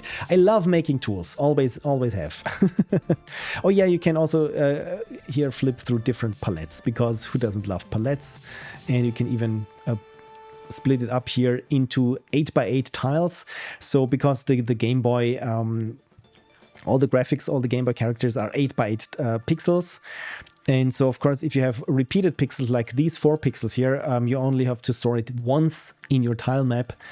And I think this is also what I can do here with a tile set. So I forgot how to do this, but I think when I hit reset or reload, I think I've lined here out my workflow. So in case I should ever need to do this. But yeah, dithering, again, having this Game Boy camera effect is also would be something. Okay, Kirsty said, Matrix Cat was fun too, and the real X Parker redeemed Hydrate probably half an hour ago. Thank you for reminding me. You'll chuck this WOD up on YouTube. I have so many WODs that I need to chuck up on YouTube, and you know what? I probably have, now that I have a little bit more time on my hands to make a somewhat nice thumbnail for this, I probably will dump a lot of old streams onto YouTube. So yes, if you're interested in this, yes, I can do this. And Jerem says, friggin', I'm always down to slurp up another Creative Commons font. Wonderful, there you go. Oi, if you use your free fonts in game, would you want to know? Of course, I'm curious to see what you use it for, but it's not required. It's just, it would be nice. So again, if you like my fonts, please use them. Otherwise, they only get used for my own personal projects. The last font, I think this I've already posted there in the Pixel Prophecy newsletter, if there is such a thing. That was this HX310 font, because I've said it in the newsletter for those who don't know. On Patreon, I sent it out as a update. So essentially, it was a pixel perfect creation of a high-end user interface UI font of a high-end monitor. The font is not high-end, but the monitor is, because I needed this. I needed to make a presentation or a wiki entry of how you set up this monitor. And I took lots of photos of said monitor with my phone and realized, they all look shitty and it's blurry and it was dark. And I thought, you know what, it would be much cooler to have this super pristine version of this monitor menu. And I was booked lots of hours for this that I actually didn't need for typing everything out. I mean, in a sense, I needed it, but I had the time to recreate this font like pixel perfectly. And the most fun part about this project was going into the monitor menu and trying to find an occurrence of every letter in the alphabet. And apart from the uppercase J, I really could find even here with parentheses and punctuation like down here. This was really fun. And so if for some reason if you need a font, the cool thing about this font that I like for debugging is it's a pixel font, but it's not super crummy. It's very legible and it's condensed, so you can get relatively much information also in that is very legible at a small size. Even if if you're looking at this on a stream window, you can even read here the thumbnail. What's being said there. So again, I kind of like it. Yeah, uppercase J says Kurt. You would have thought that there was an uppercase J. There was even an X, a Z. Everything was there. Even an uppercase Y in some submenu. I mean, I really know my way around this monitor menu now. So this again was more or less actually pretty educational for me to really know my way around the monitor. So yeah, the J you can see here now. This is how I think it probably looks like, considering how they did all the other letters. But when you recreate a font pixel by pixel, like the GameBoy font, for example, you learn a lot of what constitutes a good font. Or how where to actually place pixels, because then you can really experiment and think, okay, they placed this pixel there, but you know what, I feel this is wrong, I would have placed it there. And then you can see it instantly and think, oh, okay, so this creates a problem, and now this looks like a different sort of letter. Oh, I get it now why they did this. And again, just it's like with visual arts, when you just try to copy an existing painting, you learn so much about the decisions of the designer. Or if you make something, if you recreate music by ear, as I did last year with the Knight Rider theme, where I really tried to get as close to the original Knight Rider theme as possible, and I realized, oh, I learned so much from this. So yeah, and with pixel fonts, the cool thing is I got lots of fonts that I can use for projects that no one else has. The Font Whisperer, indeed. Yeah, the Font Whisperer is actually my brain, because when I'm driving around no matter who's in the car with me, and I see a font that I know, my brain says, hey Phil, that's ITC avant-garde. Whoever is riding with you, interrupt their conversation and tell them that you know what font that is. And I say, brain, please, no, people just starting to warm up to me. I don't need to alienate them. And what comes out of my mouth is, hey guys, stop what you're doing. See this font? That's Futura, ITC Futura condensed. And you know what? Where this was used for? In the credits to Back to the Future. And they say, yes, Phil, we know, because you said it like 10 minutes ago. So yeah, this is riding in a car with me. One of the perks. The other is that I like to play my music. So when I'm driving, I also say and have the sole authority over which music is going to be played. But I always say that it's fine if you say, hey, Phil, I don't like this music. It's really fine. It's absolutely no problem for me to stop the car and have you get out. It really, I can do this wherever we are, even on the highway. I will stop the car and you can get out. So that's riding a car with me, slightly dramatized. Let's get back to the edit and see if there are some other little things. Yeah, this one, I think this motion graphic here of what differentiates my game from Tetris. Let's make this full screen again. I think I shown this in a stream where I started doing the motion graphics for this, and this was actually 5 years ago when I started here with the Post-Mortem. So my process, like I said, is once I have recorded the voiceover, I just try to fill it up with things that I can do. And again, sometimes I want to make it as clear as possible, and this means, okay, now everything's got to stop. I cannot move forward with the edit because I need this motion graphics thing now and in place. And once this is done, then I can advance and then see, okay, there's like 2 seconds later, there's another need for motion graphics. So for example, like these motion graphics, this was pretty helpful because once I had this Game Boy thing set up so that I could make visuals or motion graphics look like they were created on a Game Boy, all with these pixels, I thought, you know what, this is a nice visual element that I could use throughout. And so this is how this was born. Oh my god, Badger Dash. Oh god, thank you so much. Big heart out to you, Badger Dash. Oh my god, the hype train, you've leveled up the hype train just all by yourself. Thank you so much. Oh my god. And I think 20 tier 1 subscriptions. I hope you can afford this. Really thank you. Oh god, so everyone's a subscriber now. I don't know how many people I have in the stream right now. It's 10 viewers. Thank you so much. Please say thank you to Badger Dash, who I assume is also an anonymous gifter on occasion. And even if not, thank you so much for your generosity. This means a lot to me. And I hope it didn't set you back this much, because I said it when I started the stream that I discounted my subscriptions for a couple of hours by 25% or something. So you got quite a deal there.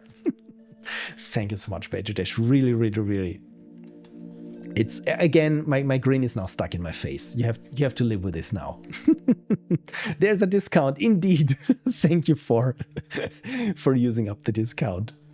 Yeah, again, this kind of motion graphics was done in After Effects, and what I think here it was where I realized, okay, when I want to do this in this Game Boy appearance, I really have to go all in. So this is why everything here is constrained to pixels. So when I'm rotating this here, again, this was done in After Effects. This has all to happen at the actual Game Boy resolution.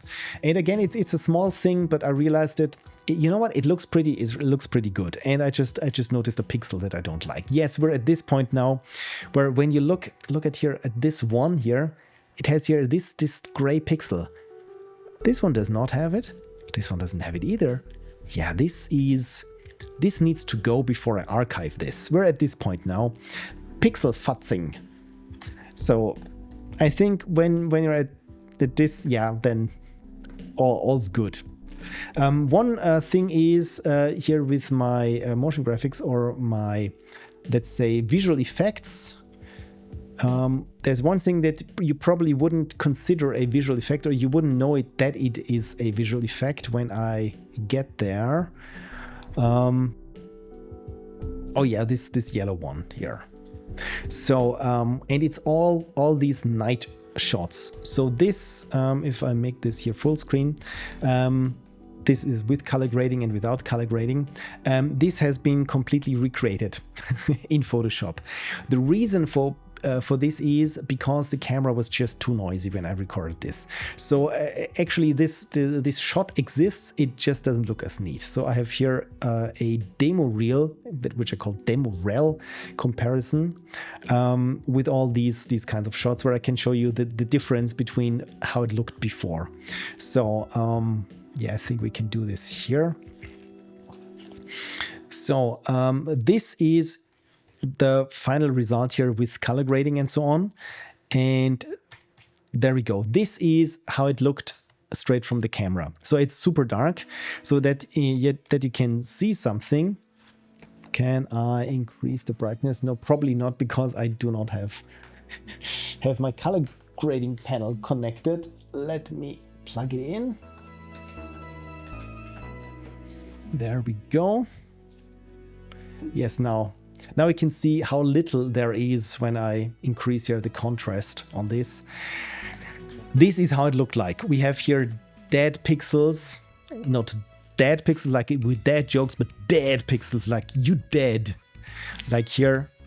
And yeah, on top of this was recorded as MP4 with not the best bitrate. So yeah, this I really tried to clean this up as good as I could. And even with using all sorts of current AI tools, it never got to a point where I thought, yeah, this is decent or usable. So instead, I had to resort to recreating this in Photoshop. And of course, some of you know I don't live there anymore. So it wasn't that I could go out at night or position the camera similarly and take photos of this. So instead, I spent literally hours going through thousands of photos that I took when we were living in this apartment to create or recreate this shot. I can quickly show you in Photoshop. So this was version 06, and I got a hype chest. I got a hype chest, and it is a hand. Thank you so much, Badger Dash, for making me open another hype train hype chest. Choo choo. And also, yeah, thank you for feeding coffee to the automated unicorn, because it can really use the coffee. So where are we? Pixel Prophecy, Setups VFX, and there we have it, Day for Night Setups Photoshop, and there we go. So this is the Photoshop file, and I take now off all the night adjustments, which are just curves to make things darker. So yeah, you can see here, this is a collage, especially when I zoom in, that was patched together from various kinds of sources that I just slapped on there and just tried to get the perspective right. So for example, here we have the front facade of this building is its own layer, to the chimney on top is its own layer. This concrete structure that actually sits much further in front of where it is here now, and so on and so forth. So you wouldn't think that this is all fake. Also, I took out here the moon and used a different photo of a moon because it looked nicer. And the other thing here, you can see it looks like it's clipping, but this is just due to color grading, because I can turn down the exposure at the very end of everything, and then you can see here when I'm fading out that really there is still texture and definition in the moon. Because yes, I'm one of those people who really take this into consideration. So then there is another night shot, and it is here this shot here. There's even movement in the sky, there's movement in the moon, and if you look very closely, there's even movement in the stars.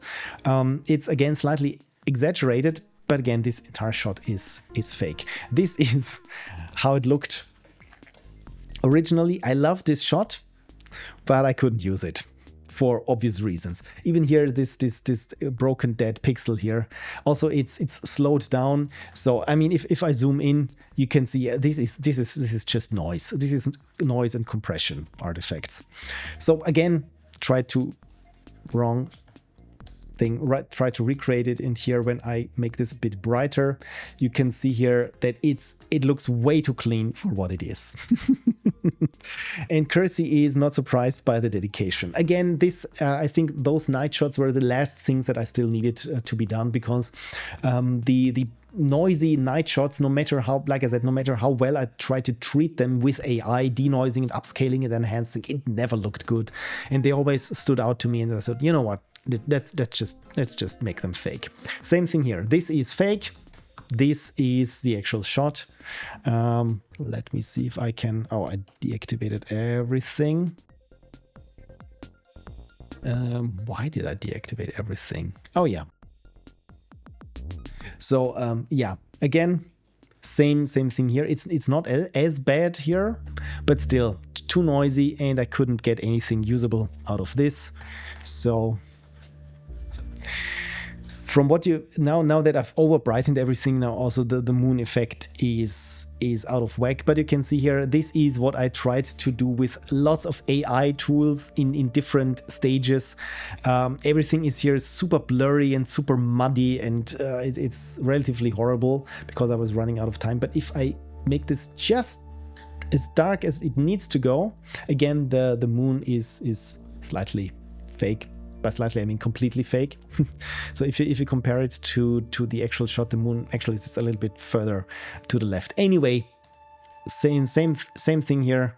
Just tried to make this work. And when I move back and forth, there's a slight camera movement there, which I tried to keep because everything is super static, because it's a still frame. So I tried to wiggle the still frame, and there's someone moving behind the window. This is the windows were the sharpest part of the original footage, as you can see here when I do this in the right node, because this is relatively what it looked like, and there was enough definition here that you can see that there's someone is moving. So yeah, this was probably the shot, or the shots that no one would expect them to be digital recreations, because filmmaking, we're all just lying but with the best intentions.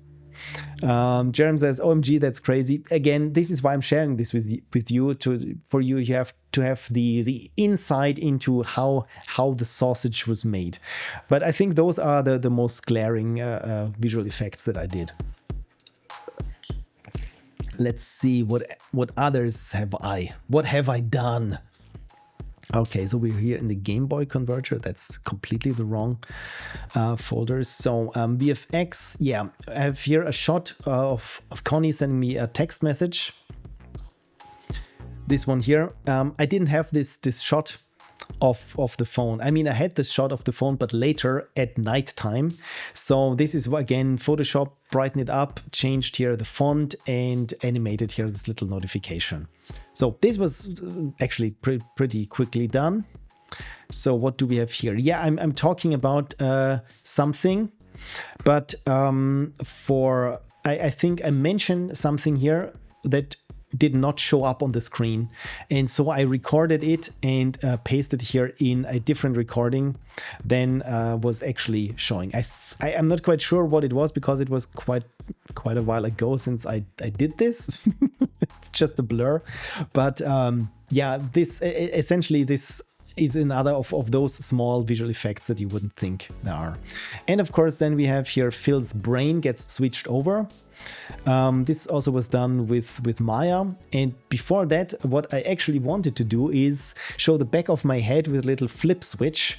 And I even have this recorded, this flip switch. Let me see if I have it here in the image sources, image preview. No, this is different. Yeah, by the way, I wanted to have this look like an old 1980s synthesizer. And this is the final, and before that I had a different synthesizer in mind, but this looked a little bit too drab, so I thought, you know what, let's go with a Roland Juno inspired design. So references, yeah, my references were, of course, the Roland TR-808 and 909, the one that we've also seen in the Post-Mortem. And here, this is this flip switch. that I again shot against green because it's here from my modded Super Nintendo that I can switch from NTSC to PAL. So I tried here, yeah, and this is part of my, I think, of my neck where I wanted to have this. And I think I even shot it here, just flipping the switch here is on green screen. But it, again, you can see here, there's lots of movement and it never looked right and it's kind of noisy. And yeah, didn't work, didn't look right. So I thought, you know what, I will go with this completely CG thing. Was the coffee spill that you cleaned scripted? No, it was not. That is the magic of editing, because I really wanted to get this done, and I realized, you know what, I'm talking about things that aren't happening as they should be, and I realized I have actually, when I was recording the coffee making footage, I have like 3 sessions of coffee making recorded in the post-mortem. Takes more time than making the game. It's just setting the camera up for all these different coffee making angles. And no, this was not scripted. This happened, and usually you take it out. But in the end, when it fits what is being said, then in that case, it was actually I was lucky to have that footage, because again, I couldn't reshoot anything because I don't live there anymore. I don't have access to this location, and of course, my hair looks different and I'm much more wrinkly than like 5 years ago.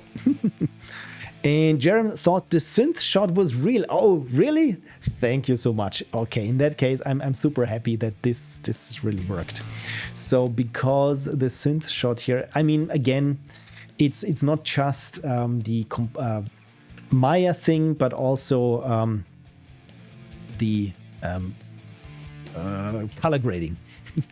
Just forgot the word color grading. I mean, that's my job, because without color grading, it looks a little bit too clean and too sharp, I feel. So when I zoom in, you can see here, when I add the color grading, you can see again, like this was shot in the 80s on film, because it's a little blurry. It has here lots of noise going on.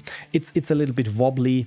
It has here a slight glow on everything and chromatic aberration there on the lens. So again, I tried to make this appear like it was shot on a cheaper 1980s lens. Not because it had to, like I said, probably no one's going to notice, but it brings me joy when I feel like, you know what, how close can I get to the real thing, of having it look like the real thing. Oh yeah, just realized real quick, this is another shot that for some reason I thought, reverse Tetris, and I take the Tetris logo and reverse it. This was like, again, 2 days of something, and it's not like, yeah, if you flip it over, because then it's wrong. So I had to recreate the texture. So I had to not recreate the texture, but reverse the logo, because actually what you're reading here, if you reverse it, it's Certet. I can quickly show you. And again, I didn't realize it that I had to do this. So let me flip it over. So rotating it by 180. There we go. And it's Certet. Because I wanted still that it's legible when you see it from the other side, when it's reversed, so that it still looks like, yeah, this is Tetris. All those little things. And again, this is my gift to people who keep watching my post-mortems more than once. So yeah, smaller things, again, sometimes even like we had with the matrix effect in the end. I even have custom subtitles. I mean, everything is subtitled, of course. And when I do subtitles, again, it's not something that is, yeah, just have the AI subtitle everything and be done with it. Because in Resolve, the cool thing is you can have here, it has now subtitling tools. We can say here with the timeline, you say AI tools and create subtitles from audio. And for the most part, I was surprised how good they were compared to the YouTube generated under subtitles, or the ones from Premiere, because Premiere also has for a couple of years now this AI assisted subtitling, which again is helpful because it saves you time. The only thing is, of course, me pronouncing Ludum Dare, it was just hit or miss. And the other thing is with the subtitles, it doesn't know where to break lines properly, or where a sentence is finished, or it just leave it hanging, and it tries to guess the punctuation. It's never quite right. So again, subtitling is, oh yeah, there is one other thing that is a Netflix standard when it comes to subtitling, and that is, you wouldn't think that this is an issue. I'm talking about subtitles where the subtitle changes a couple of frames before there's a change in the scene. For example, if you have a close-up and then you go to a wide shot or something, and the subtitle switches like 3 frames before or after the actual image changes. This is really something that you wouldn't really notice, but it gets super exhausting when you read subtitles and you get easily irritated, and the reading experience, once you know that this happens, you cannot unsee it. And again, the Netflix standard is to have this the subtitle also change on the actual image change, or at least half a second or before or after. So there is this little dead zone where you should not be changing subtitles. So again, Netflix standard.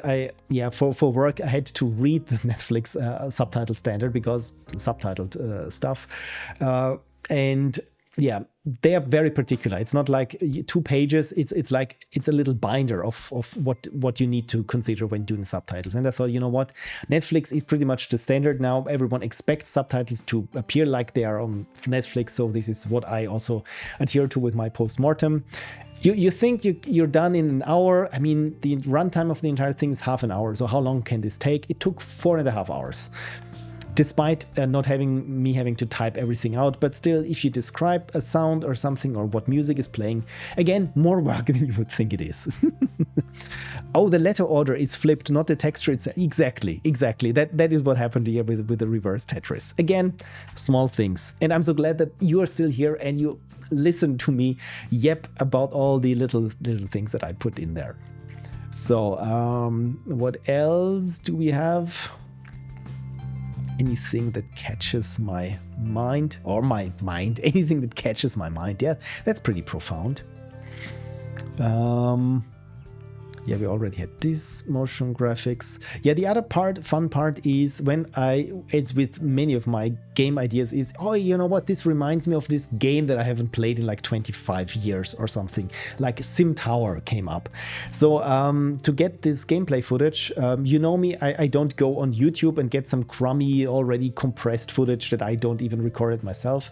As always, I go back straight as close as I can to the source. And with Sim Tower, and also 6 Feet Under. Yes, this was running in an emulator.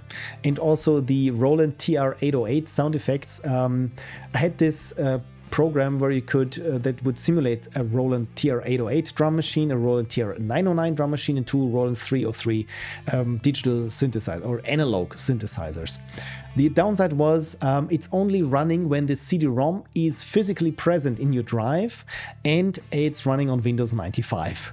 So yeah, long story short, yes, I had this working in an emulator. I can boot it now whenever I want. It's living in my Dropbox now. So whenever I feel like going back to making music like I did 25, 30 years ago, I can do this now.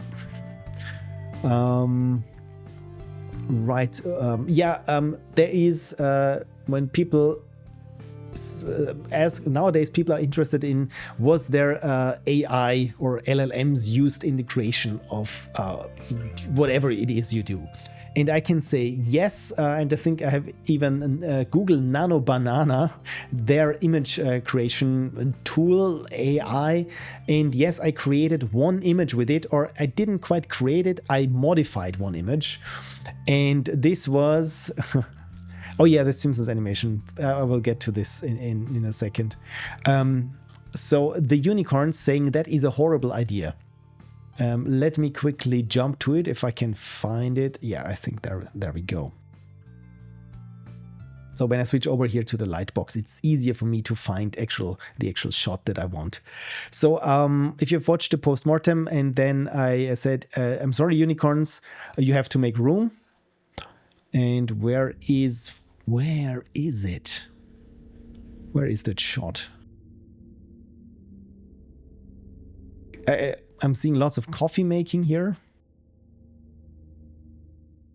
And I think, yeah, there we go. Here, these are the shots. So where I say, unicorns, you have to make room, I'm sorry. So, and later on, it's nighttime when I'm trying to make music again, or when I wanted to have the unicorns for, that's a horrible idea. again, the problem was this is the only shot that I have of these unicorns.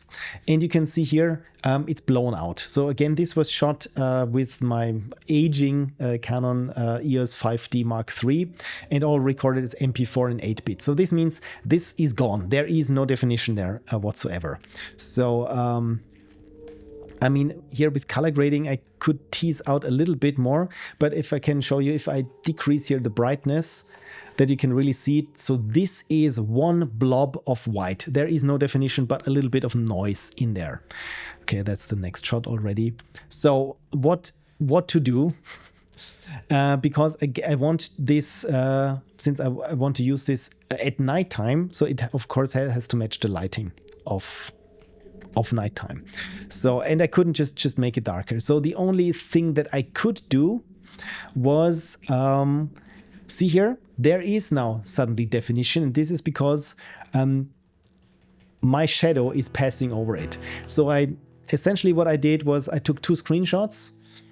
Let's create, let's give this here back. So where I had some definition there on the unicorns, but still in the end, it was still a daytime shot, and also the framing was odd.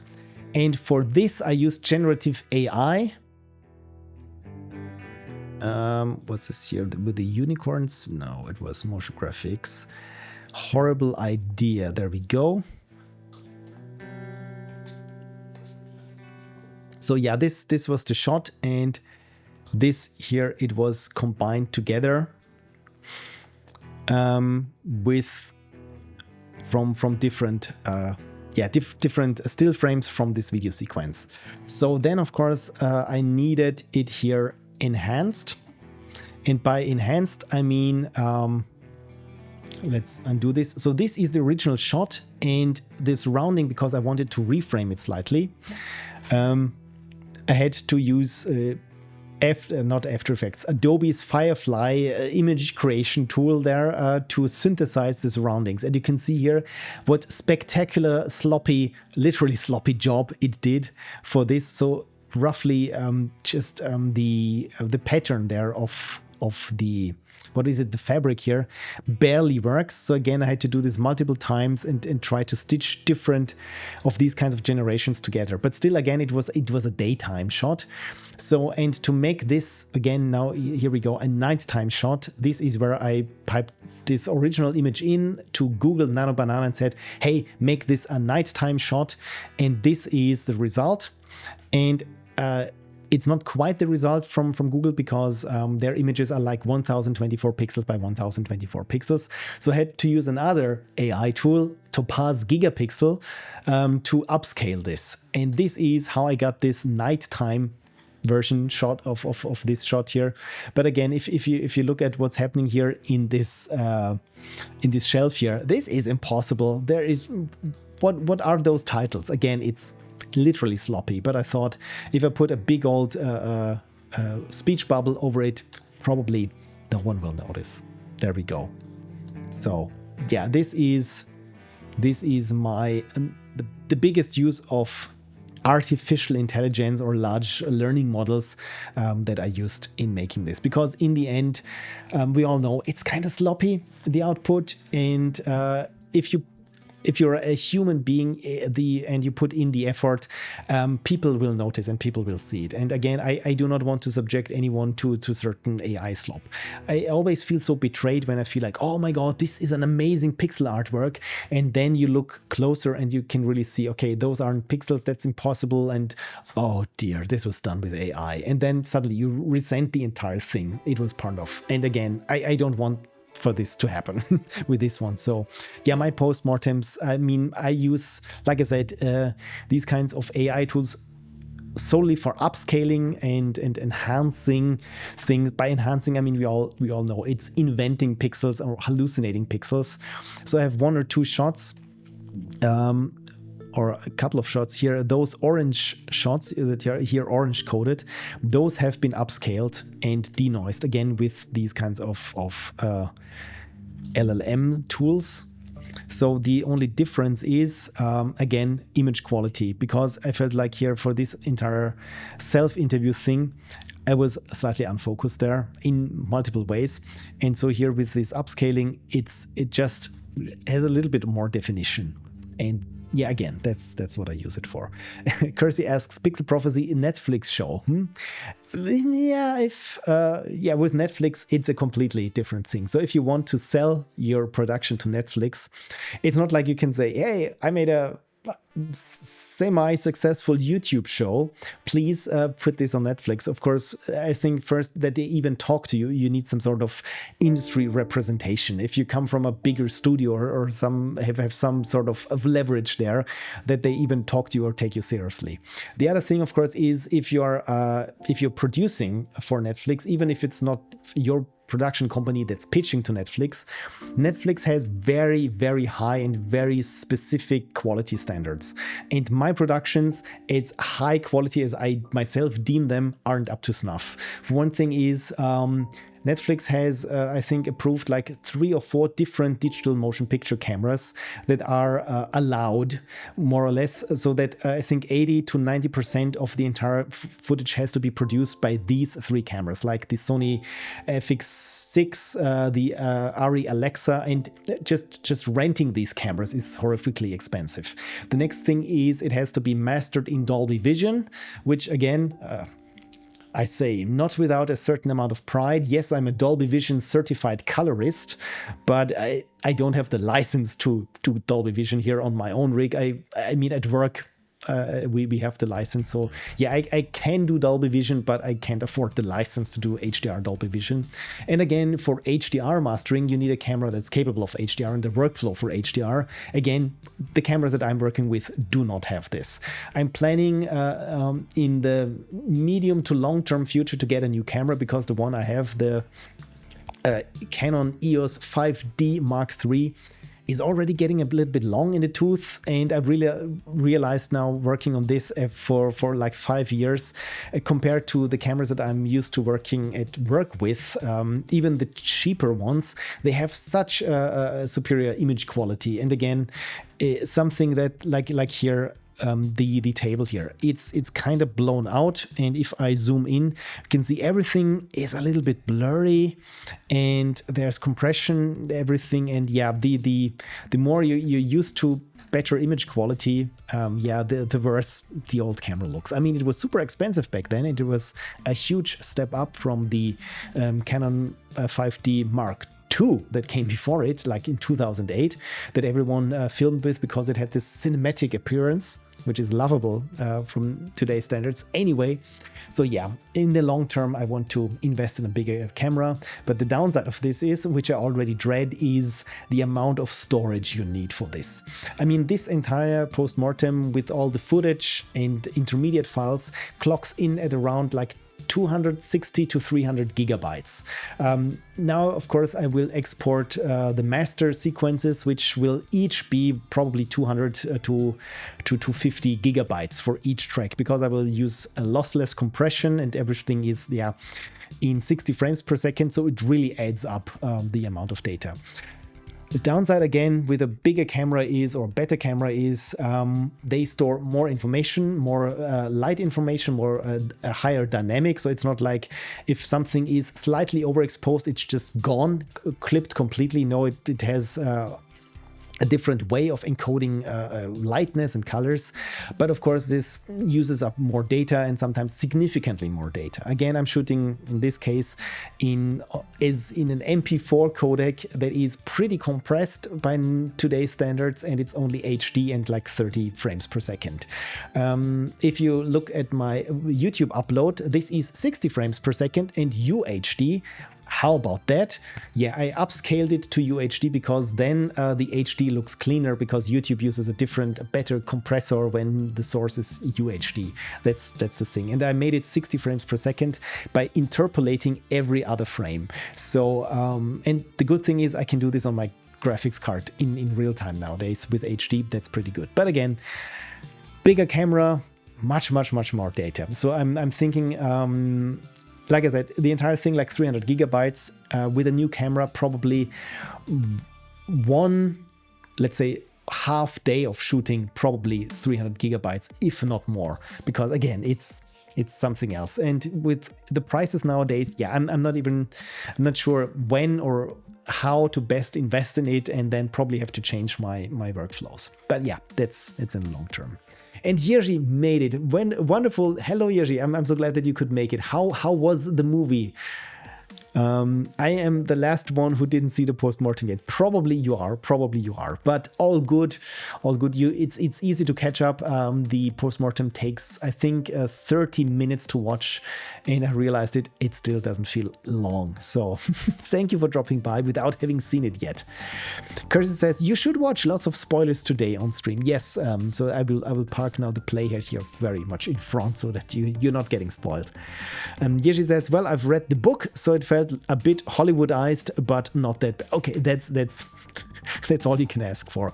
Usually it's when you know the book of something and then you watch the film and you feel like, either way, oh my god, they changed so much, I hate it, or they left out so much, I hate it, or it's completely different and I hate it. Or in rare cases, it's more like the book was so bad, but you know what, the film, they took so many liberties, now it's really good actually. So yeah, if you don't outright hate it, I would say it's a win.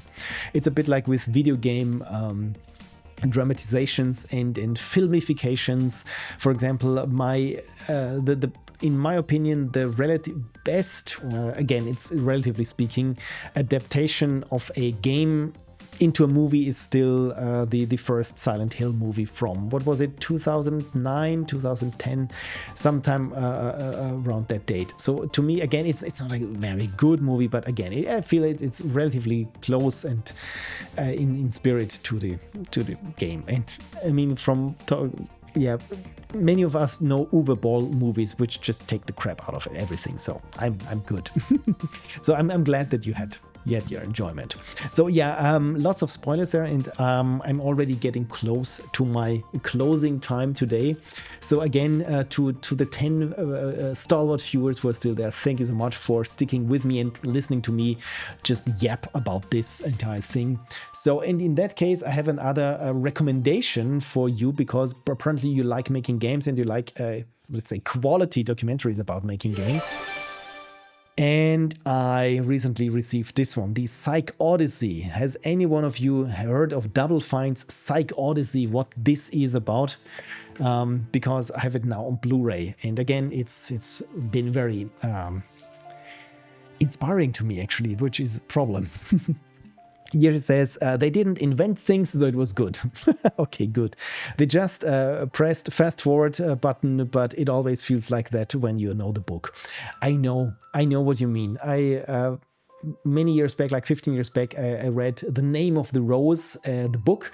I had seen the movie before, but it was also years before then. Finally, I read the book, which took me like 2 or 3 months. And then I thought, okay, once I've finished with the book, I will watch the movie. And again, as you say, it feels like everything is happening so quickly. It's like, what is going on there? And of course, as a movie, but before that, I think Name of the Rose is like a 2.5 hour long movie. So it's actually quite long. But of course, if you know the book, it feels like, oh, there's so much missing. Like with Lord of the Rings, it can't be even the trilogy, even the director's cut or anything. No matter how long it is, it will always leave certain things out. But again, if it works on its own, and also you don't hate it if you know the book, then you're all good. So just to explain a little bit this Psychodyssey, this also was a series on YouTube, and it is from Double Fine, the makers of the first Psychonauts, chronicling the inception and creation of Double Fine's Psychonauts 2. So from 2015 to 2021 or 22, or when did it come out? Psychonauts 2. The entire journey was documented, and this is essentially, it feels like a Netflix series, and it's like 20 hours long, and it's like 30 episodes or something. It's all on YouTube, but I really wanted to support Double Fine and the makers of this documentary, and watch it also in glorious HD without YouTube's compression, and read the booklet and special features. And again, it has my two passions, making games and making movies. And again, it's really something, if you follow a production and you have a running production over 7 years, and also there's a booklet that comes with this special box, which again is super inspiring, because it goes into, this is the booklet which goes into making the actual film. For example, here you can see screenshots of timelines. This is what I'm here for. Or how it looked before color grading and after color grading, or here a photo of all the storage that they needed. And with many of those things, I feel like, I've been on the exact same odyssey. So again, as a semi-filmmaker that I consider myself, it was super inspiring. And I said, this is a bad thing, because of course, on one hand, I'm kind of burned out now on making post-mortems, at least today after this one. So I want to take more or less a week off doing creative things and then just slowly ease back in, so that I'm up to speed for the post-mortem for the next Ludum Dare. But then again, you watch something like this, and after every episode you feel like, I want to do something like this again. So we will see how it goes. But again, for me, this has been a big source of pleasure and entertainment. So I've been rewatching the entire series again. And it's so funny because when you know the games, then of course, you can really see on a social aspect where things just start to derail, or certain management things go wrong. It's a ride, and it's all a documentary. Right, okay, with that, it is 3 minutes to midnight, almost an Iron Maiden song. If you just give it a couple of seconds, probably, now it's 2 minutes to midnight on my clock. So yes, here we are, and I will say, I think I'm losing already. My voice, my throat is a bit sore. Again, I'm still riding on this entire rush of endorphins, of releasing finally the post-mortem, of you being all so kind and commenting so much on it, and being just there for the premiere. Again, I said it before, but it really means a lot to me. I mean, the worst part, of course, is if you're a creative person and you put your heart and soul into something and you release it, and it's being met with utter indifference by the entire world, and then you feel like, okay, this doesn't feel good, because of course, as a creative, I mean, I want to be proud of what I made, and I am proud of what I made, and I really want to show it to people and hope it inspires, entertains them, and not like, just shrug, okay, well, maybe gonna watch it, probably not. So again, it really means a lot that many of you really attended the premiere, attend here on these streams, and are just overall awesome people. So thank you so much. Andrew JK says, you should be proud, it was great. Again, big old smile. And Kirsty says, congrats again on finishing a great video. Thank you so much. So you're probably wondering, okay, cool video, when's the next gonna drop? And I say, I don't know. I don't have specific plans for which video to drop next. What I can already tease is Connie is still working on editing on the Christmas market video. That, of course, took a little bit longer, as always. So hopefully you're up for a Christmas themed video in summer, or whenever it's done. And then, of course, the big elephant in the room, the Ludum Dare 42 film noir one. Probably also have to port this to Resolve in the long run. I mean, it's such a big and massive project. So I mean, I'm fine with it being super choppy to play back in Premiere, because I pretty much know what's going to happen and how things should go without having real-time playback, but it sucks a little bit. And of course, I at some point probably should bite the bullet and take probably 1 or 2 weeks to port the existing edit over to Resolve, and then hopefully, be able to resolve the edit. And the other thing, of course, with that is all the compositing. So since I do not want to spend like 5,000 euros or more for a quarterly subscription or license for Nuke, probably will go with AfterEffects and see how far I can get things, or with Natron and AfterEffects, and just see, maybe look into Blender compositing, because I've heard this is also a thing. So I will try to see how much, what I can learn, and see how I can bring this to fruition. And of course, there is a new post-mortem, or not post-mortem, I always conflate post-mortem with Ludum Dare. So there is a new Ludum Dare, like I said, around the corner, which I am also planning to document again. And maybe it's might be more interesting to see something current from yours truly, not something that was done like 5 years ago. By the way, I've so far, all the post-mortems that I partook in, have been documented. I have terabytes of footage of me doing post-mortem me things. Just no script, only notes. So should there be another post-mortem of all the others in between, again, it's a little bit of a time investment, because then I have to refamiliarize myself with, okay, what was the event, what was I thinking, please let there be notes. Usually there are notes, and yeah, just get into it. So probably my next post-mortem will be a more current one, just to give you the biggest whiplash between, yeah, this happened to COVID times and this happened last month or something. So yeah, this is the plan currently. Like I said, I probably need to take off a week, and will probably also be a little bit more quiet on the socials. I said I will be super annoying after the post-mortem, but I'm just glad that it's out there, that people saw it, that people liked it, and yeah, I couldn't be happier. So try to dial it back a little bit for a week. And the automated unicorn again, pushed some. Oh yeah, by the way, of pushing things, while we're on the topic, I almost forgot. As some of you know, with my post-mortems, there's music by yours truly. And in case you forgot, I think I sent out to all my patrons of a certain level. Here on Bandcamp, there is the Pixel Prophecies Ludum Dare Post-Mortems album, and it's kind of long, because it has all the music of all the post-mortems that have thus been released to the internet. And I just added like an hour or two before the premiere today all the new tracks that are in this post-mortem. So if there is a song that you really like and enjoy, but don't like me yapping over it, just head over to sefcarissa.band. You know what? Let me just paste here the link to it into the chat. Yeah. And there is all the music to all the post-mortems. So, and if you have been one of the kind souls who bought it, or a patron who bought it indirectly, so I sent you probably already the link where you can redeem it. There are some bonus tracks. For example, here with Soothsayer, in the credits there's a shortened version of this. Or with the Cherenkov effect, same thing. I have to edit my music to make it a little bit shorter to fit better what's happening in the documentary. But of course, I felt like, yeah, I mean, it's still a 4.5 minute long track. It would be nice for my supporters to have the entire track, should they want to listen to it. So yeah, here you go. It's all in there.